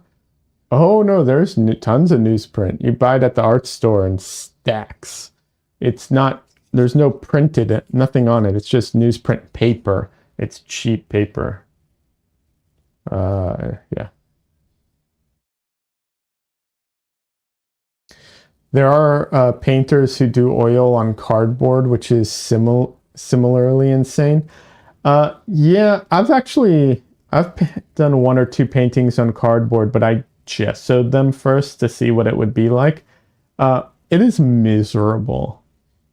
I hate painting on cardboard. You were just making comment about how we don't have newspapers anymore. Yeah, I know. Well, I didn't know if you were aware of that, but yes, you're correct. We don't have newspapers anymore.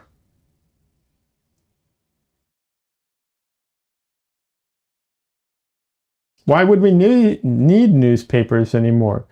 We can just ask ChatGPT. Sorry, I'm bitter.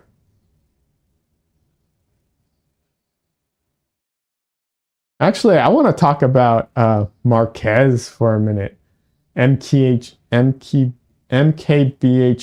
God damn, I hate his like online name. I can never remember how to like pronounce it. MKBHD. Yeah, I think I got it right this time. So for anyone who doesn't know, he's a big old school YouTuber who does like technology reviews and stuff like that. And he's interviewed Elon Musk a couple times, I think. And he's like, he owns a Tesla, I think a couple actually. So he's been a bit of a supporter of theirs. And he's covered like DALL-E and all the like AI art stuff before. And he's never been all that like artist positive, kind of thing. Um, and what is it? OpenAI just came out with a version of like generative AI, like DALL-E or whatever, but I can't remember its name. But it's for video. And he's like, I don't know if this is because I make videos and it just hits home differently. And I'm just like, man, you could have been such a big voice for art, defending artists, but you did not care at all until it like affects you, right? It just pissed me off.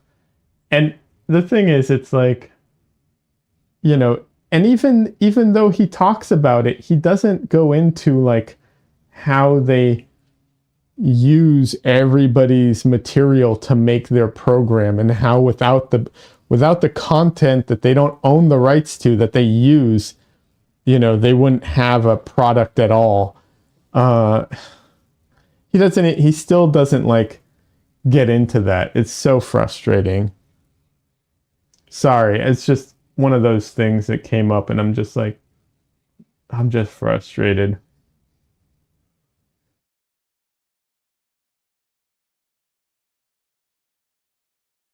It's ludicrous how all these AIs are trained. It is absolutely ludicrous.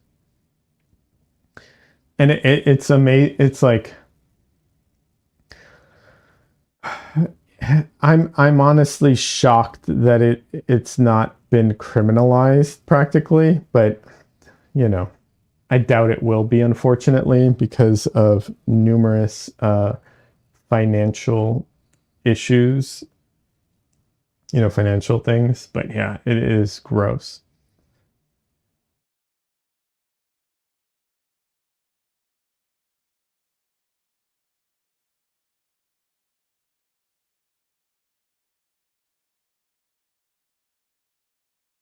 With how litigious our society is, you don't know how they're getting away with it. I do. There's a few things. First of all, they're getting sued, but some of it's just like the cost of doing business kind of thing, right?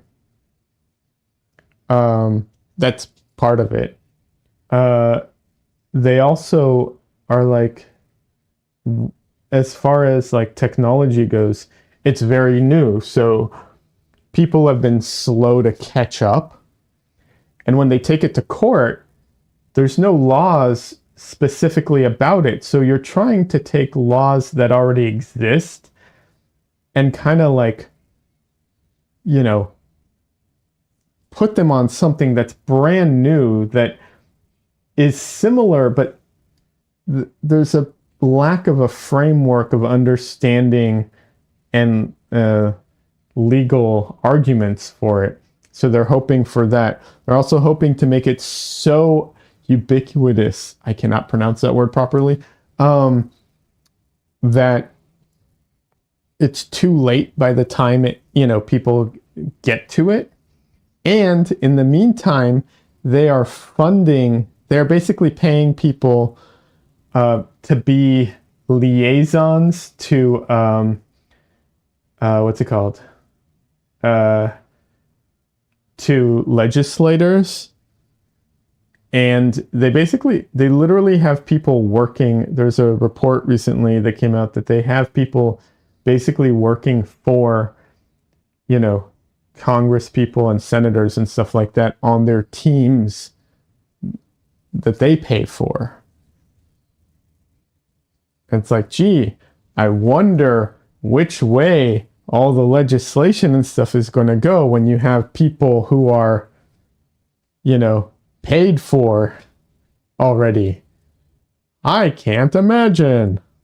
And so when you have like, you have these, there was recently, actually, there's been a few of these like different conferences between like legislators or the president or all these different people, and they're meeting with like people to talk about the AI issue, right? They always meet with like the CEOs, the investors, the like researchers. I say researchers because they're the researchers for these particular companies, not like general researchers. And shockingly, it always seems like the artists or the voice actors or the designers or even the people who write code, the programmers that aren't working for this company. Shockingly, all those people somehow just always don't seem to make the invitation list. I don't know how it keeps happening. It's infuriating.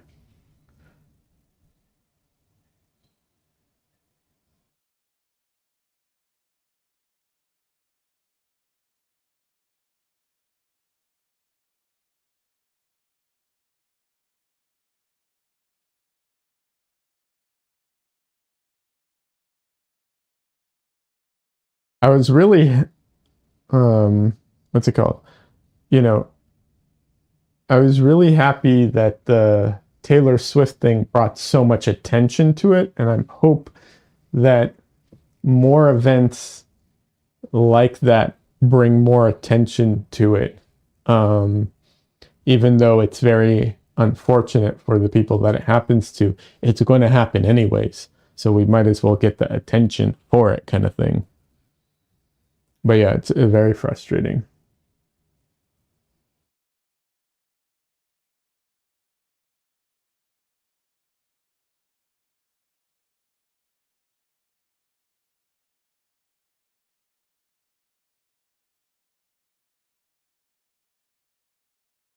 Also, it's another thing to mention is that like a lot of the companies that are usually very, very litigious haven't been picking a fight because it's not a threat to them right now, and they're hoping that they can use it to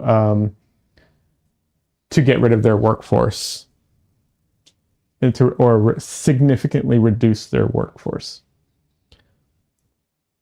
Like, let's say, for example, companies, I'm not saying Disney is doing this because I don't know that they are, but let's say companies like Disney, right?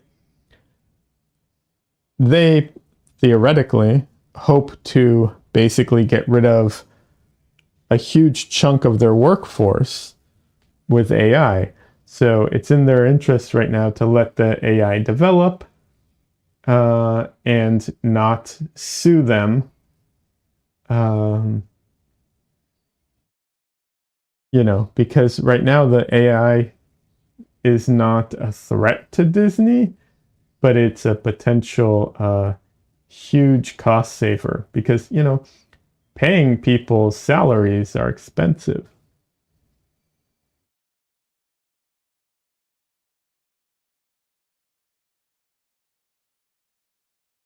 Sorry to be so negative, but on the positive, I will say this: there are links to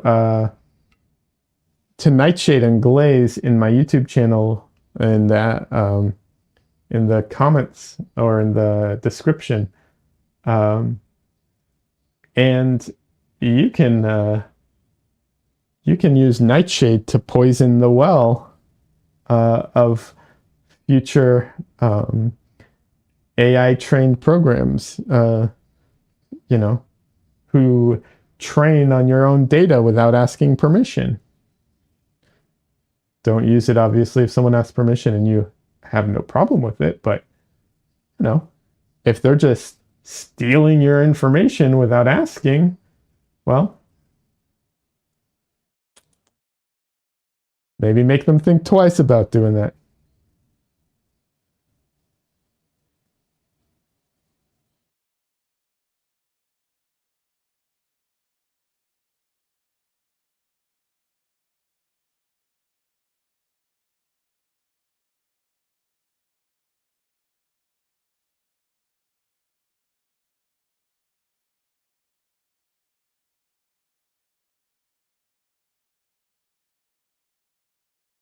Hey, Henry Spy, welcome. How you doing?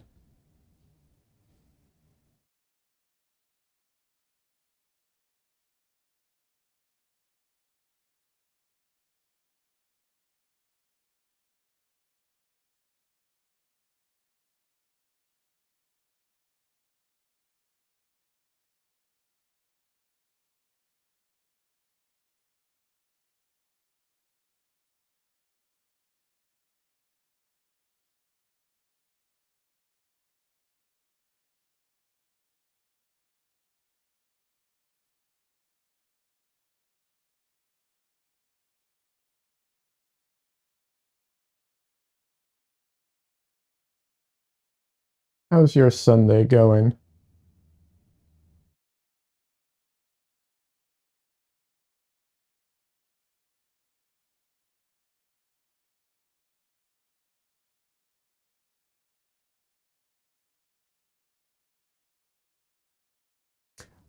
I was tomorrow. I was thinking of streaming much earlier, but then my plans changed, and now I'm not sure when I'm going to be streaming tomorrow.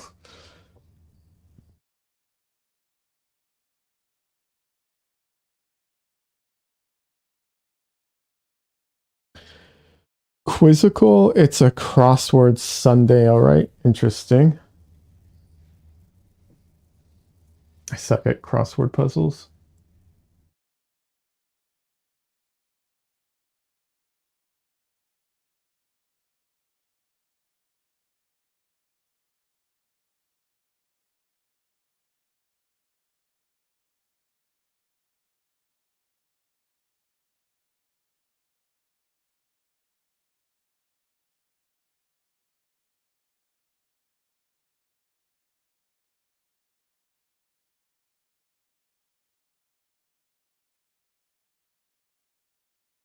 I'm going to be going out tomorrow, probably 90% sure. I'm going to be going to a live figure drawing, uninstructed figure drawing session. I haven't done one of those in a long time.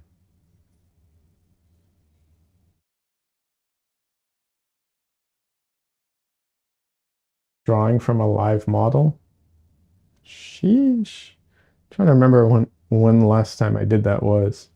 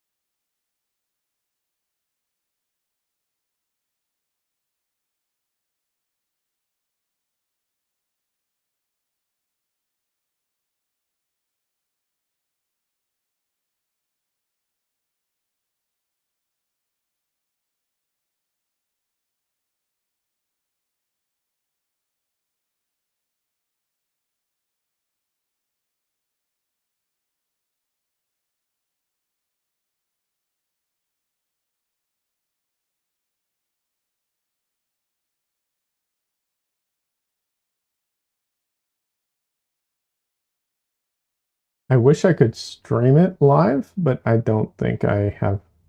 Well, let me rephrase that. I definitely don't have permission to, and I don't think I'll be able to get permission in time to stream live from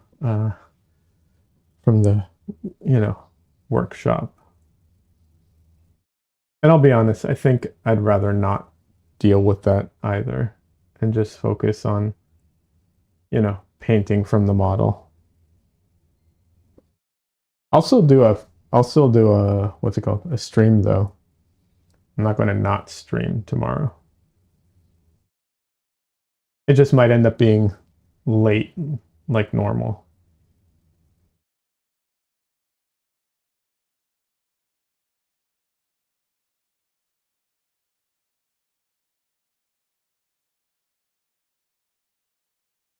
I should mention, I guess to put this into context, I have tomorrow off of work because it's President's Day. So that's why all the like deliberation of uh, you know, when to stream and so on.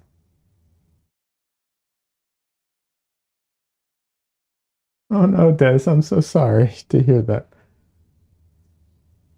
I mean, I'm laughing, unfortunately, but I'm still sorry for you.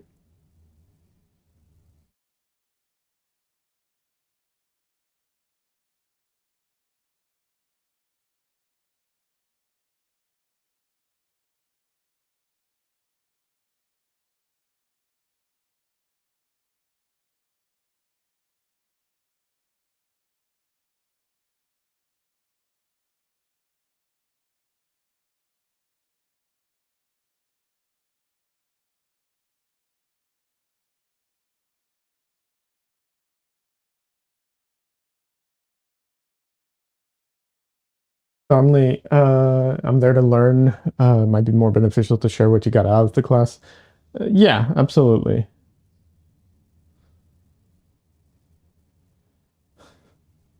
The oldest dog is whining and crying and begging constantly. Uh, quick to bark right now. That's frustrating. Absolutely, Donley. And it's one of those things. It's not so much to learn. I mean, it is to learn. Obviously, it's uninstructed, so there's no like teacher. So it's not like learning like a class, but you learn a lot working by yourself doing these types of things. So yeah.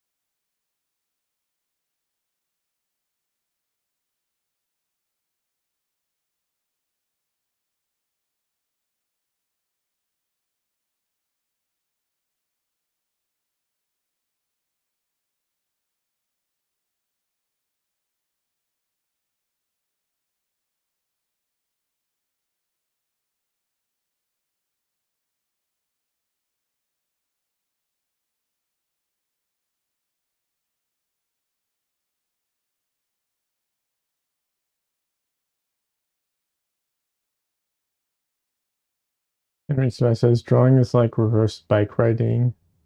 You do forget. uh, I think that bike riding thing is a bit of an overstated myth. Here's why. Okay, years ago, after not riding a bike for a long time, I uh, I went to visit my dad, and they had bikes, and we went to ride down to the store while we were um, me and my stepbrother. No, wait, it's my half brother. Anyways, me and my brother basically. We didn't have a car. We were waiting. My dad was out, and we're like, oh, we'll take the bikes and ride down to the store to get something. Now, technically, technically, I could ride the bike, but you know, that's only technically. Like, I could go in a straight line without falling on my face, but every time I needed to take a tight turn, nope. I had to basically stop. And if the road was too rough, stop. Um, and too rough for me, not for everybody else, kind of thing. And so, yeah, um, I call foul on that myth. I don't think it's true.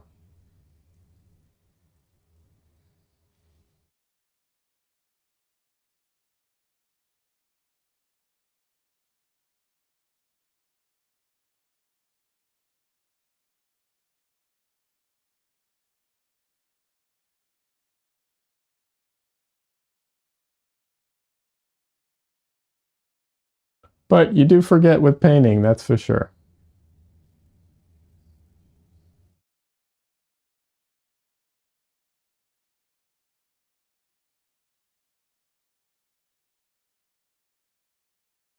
So yeah, I'm a bit nervous about tomorrow. Um, you know, whatever. The whole thing is to just not the trick is to not worry about the result and just do it to do it.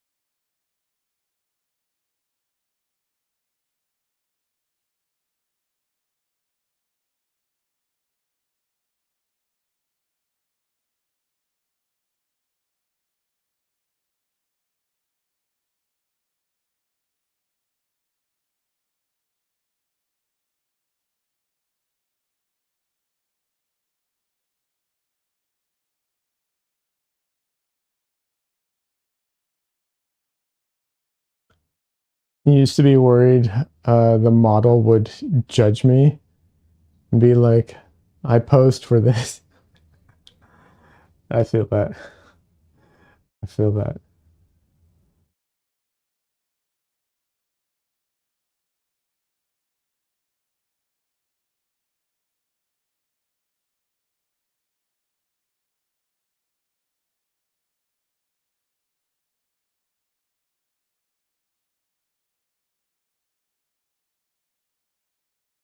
long as you tip the model and pay the model, I don't think they care that much, I'll be honest.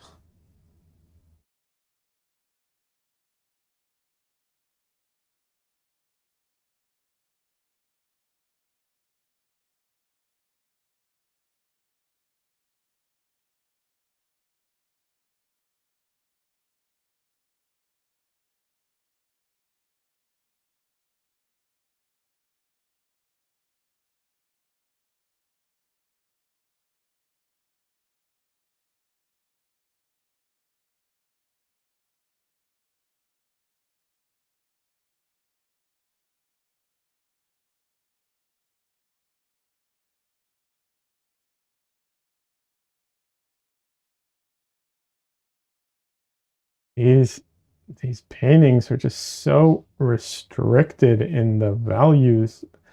It's just like I keep running into these, like barriers of like, okay, well, what do I make this color? What do I make this color if that's that? Like, how do I distinguish between these two things? It's the challenge in these paintings. Not complaining, it's the fun part.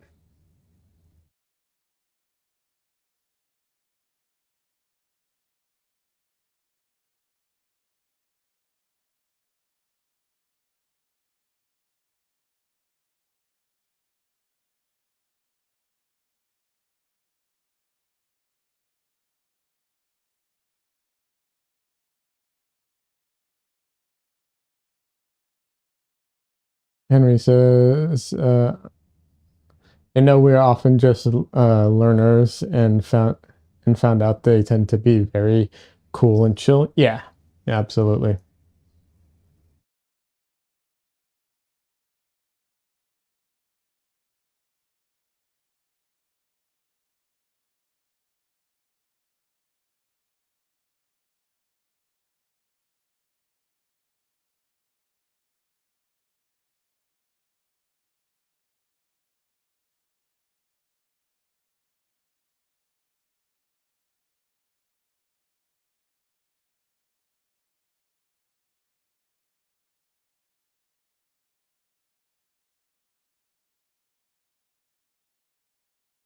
I was going to put something down, but it was the wrong thing. So let's redo.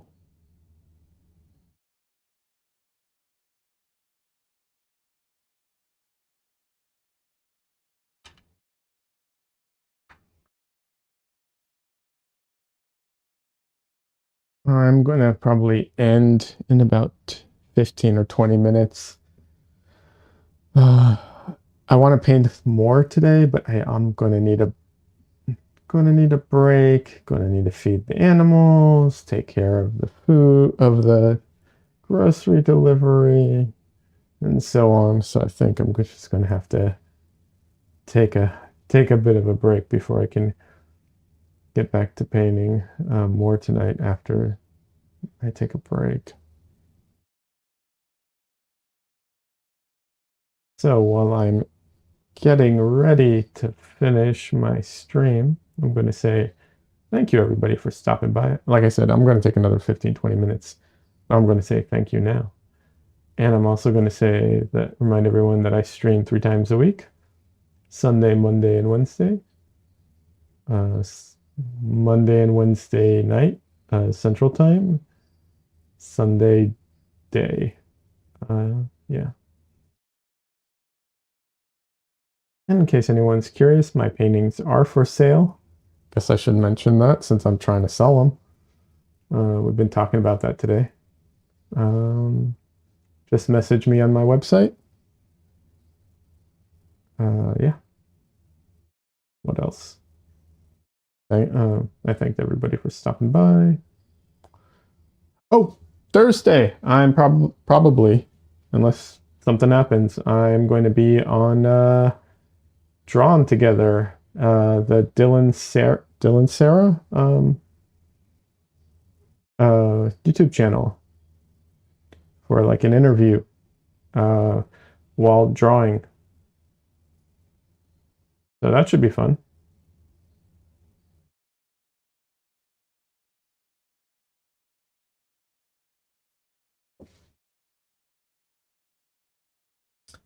Discord. I have a Discord. Yeah, that's two. Yep, I forgot. I have a Discord. Link in the description. Can you make sure to put an announcement about being on that YouTube channel? Discord? I absolutely will. Don't worry about it. I will definitely make an announcement about it. And I will share the link once there is a link. They're pretty good about putting links up early. So yeah, I'll do all that stuff.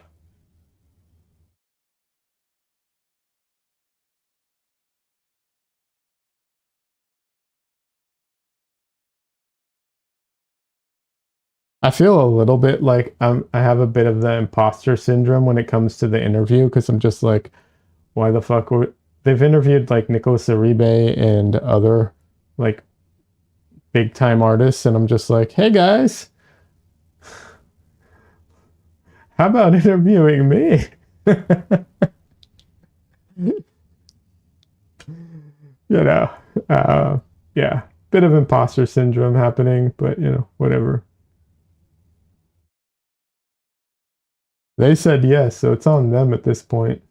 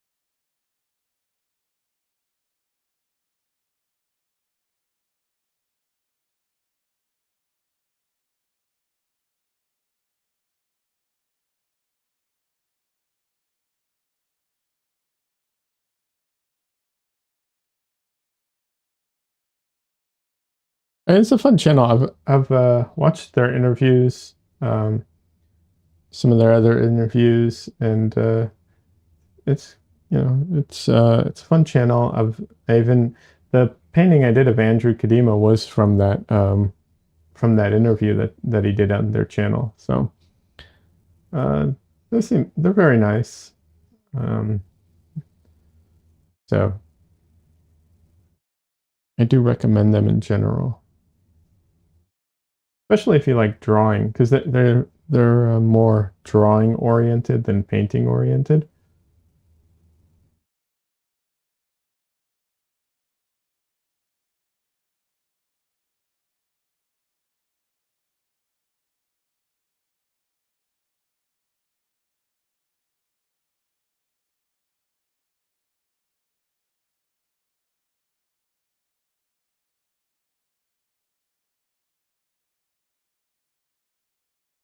But yeah, I'll share links and everything.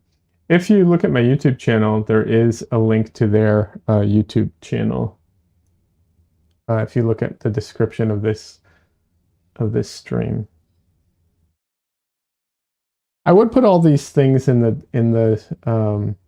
Twitch notes, but Twitch doesn't make it that easy, so I didn't.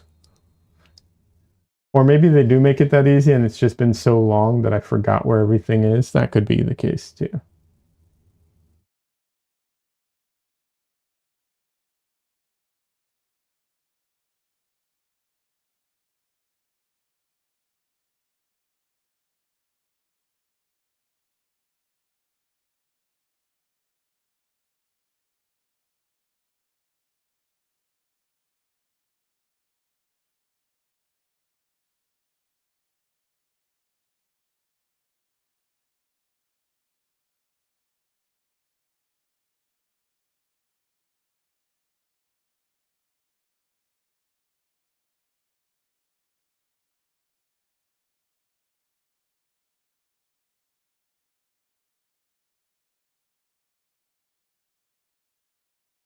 It says it's pretty easy for Twitch.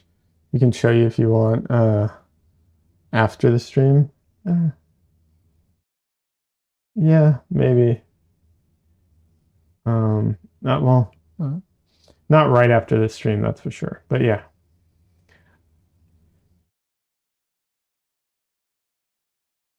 Oh, don't worry about it, Des. It's not important. It's just nonsense. I was talking about like I have the links in my YouTube in the description of this video, and I was talking about I tried to put those same links in my Twitch stuff, but I guess I forgot how to do that because I couldn't figure it out immediately, and so I just gave up on it. Stay low. Why? Why do you like that?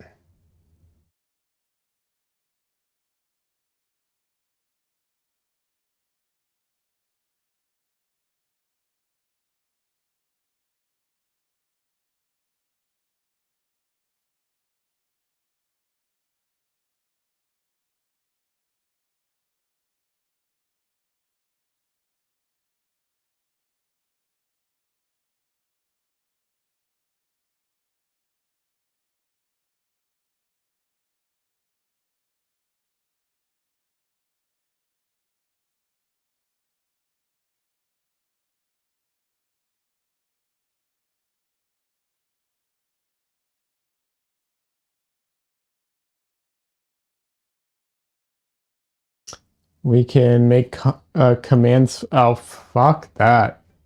That's way too much work.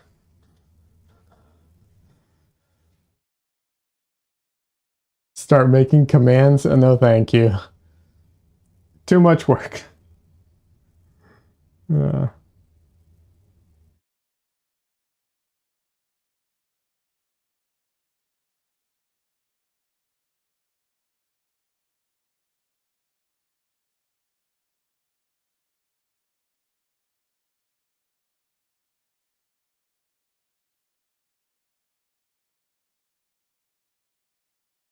you've been a mod on Twitch for streamers for years. You can whip it up for you. Sheesh.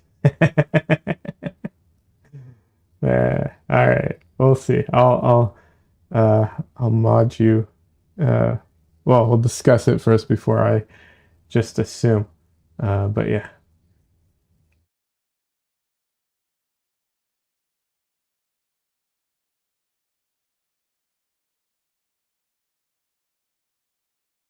On your Twitch, in your Twitch window, content video producer there, VODs, three dots. Okay, yeah.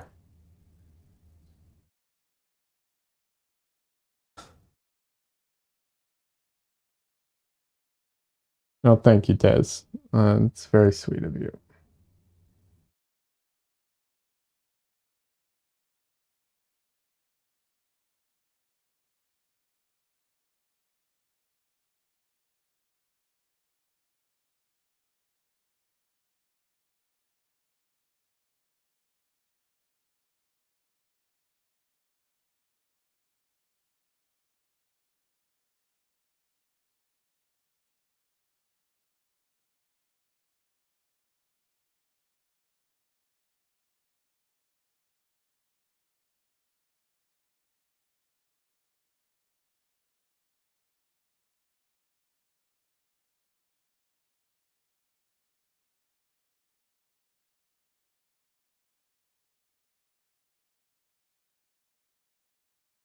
that too dark?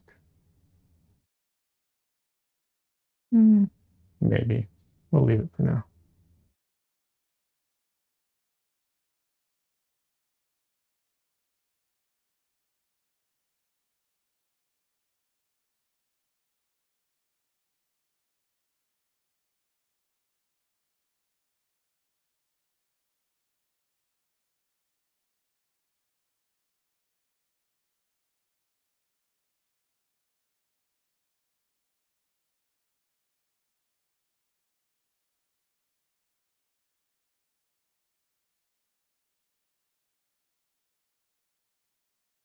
I think it's so funny how like I'm like, is that too dark?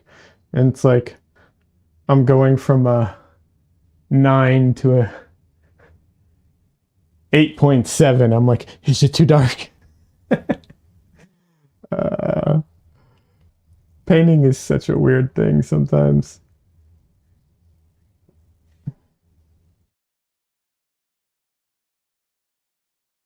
Ow, ow, hold on. Foot cramp, foot cramp. Oh, that's so annoying.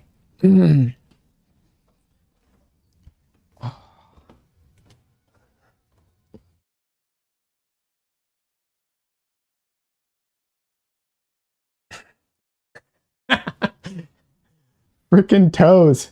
Oh, that's so annoying. I get this sometimes, like just a cramp like right between two toes. Ah, it's so weird. uh,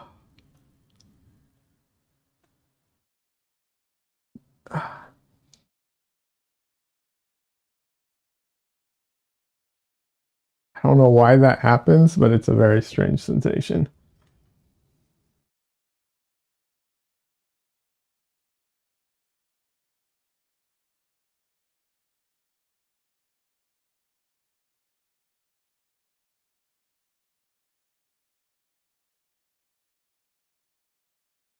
Maybe I need to eat more bananas.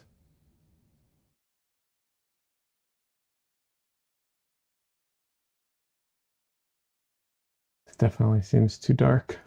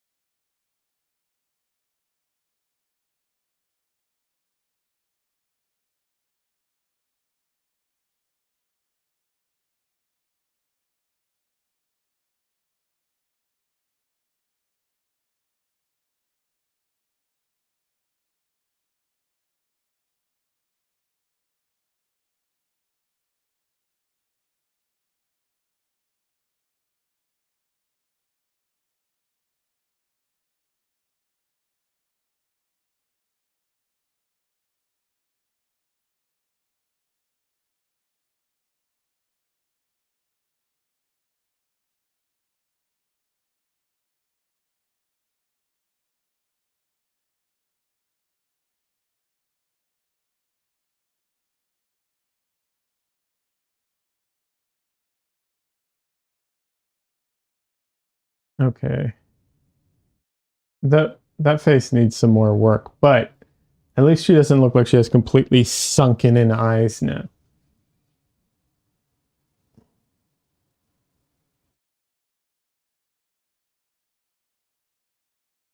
I know it's hard to see on camera, unfortunately, but yeah.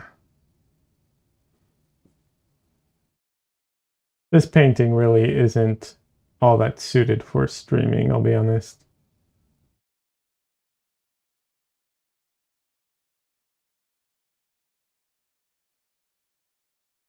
It's so hard to expose properly for it, but you know.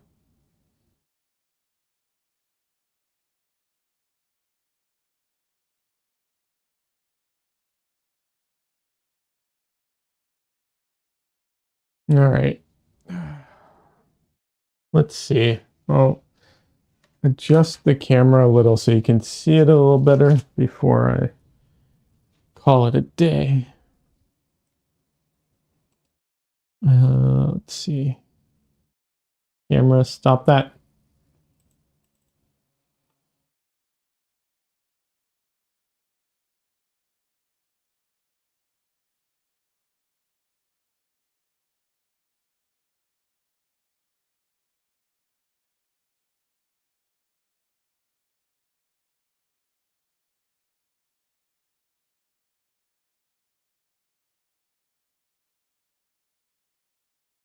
So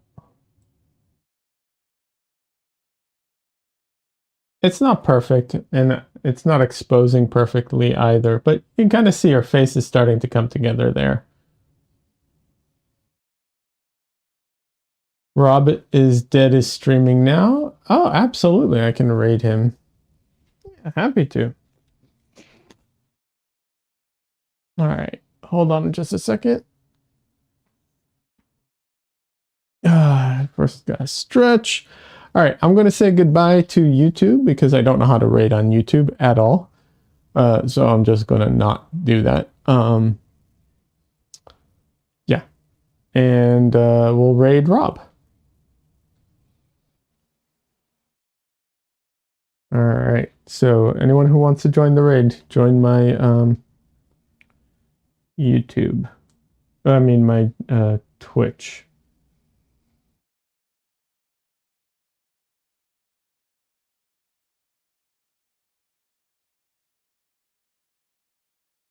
Go to his channel. Oh, he's doing a banana. That's funny. All right. Um,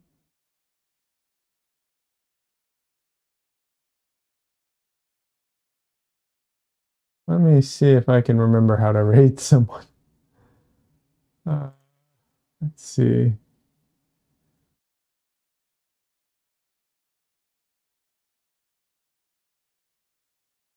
Oh, there we go. Raid channel.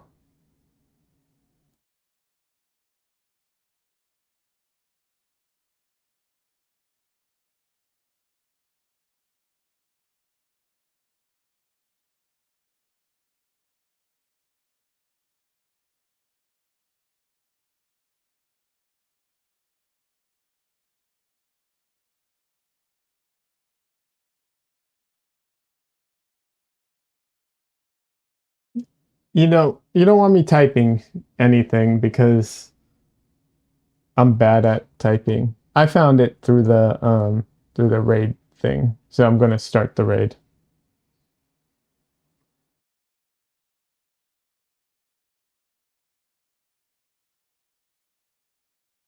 Anyways, I'm gonna say goodbye to YouTube and raid now. There we go.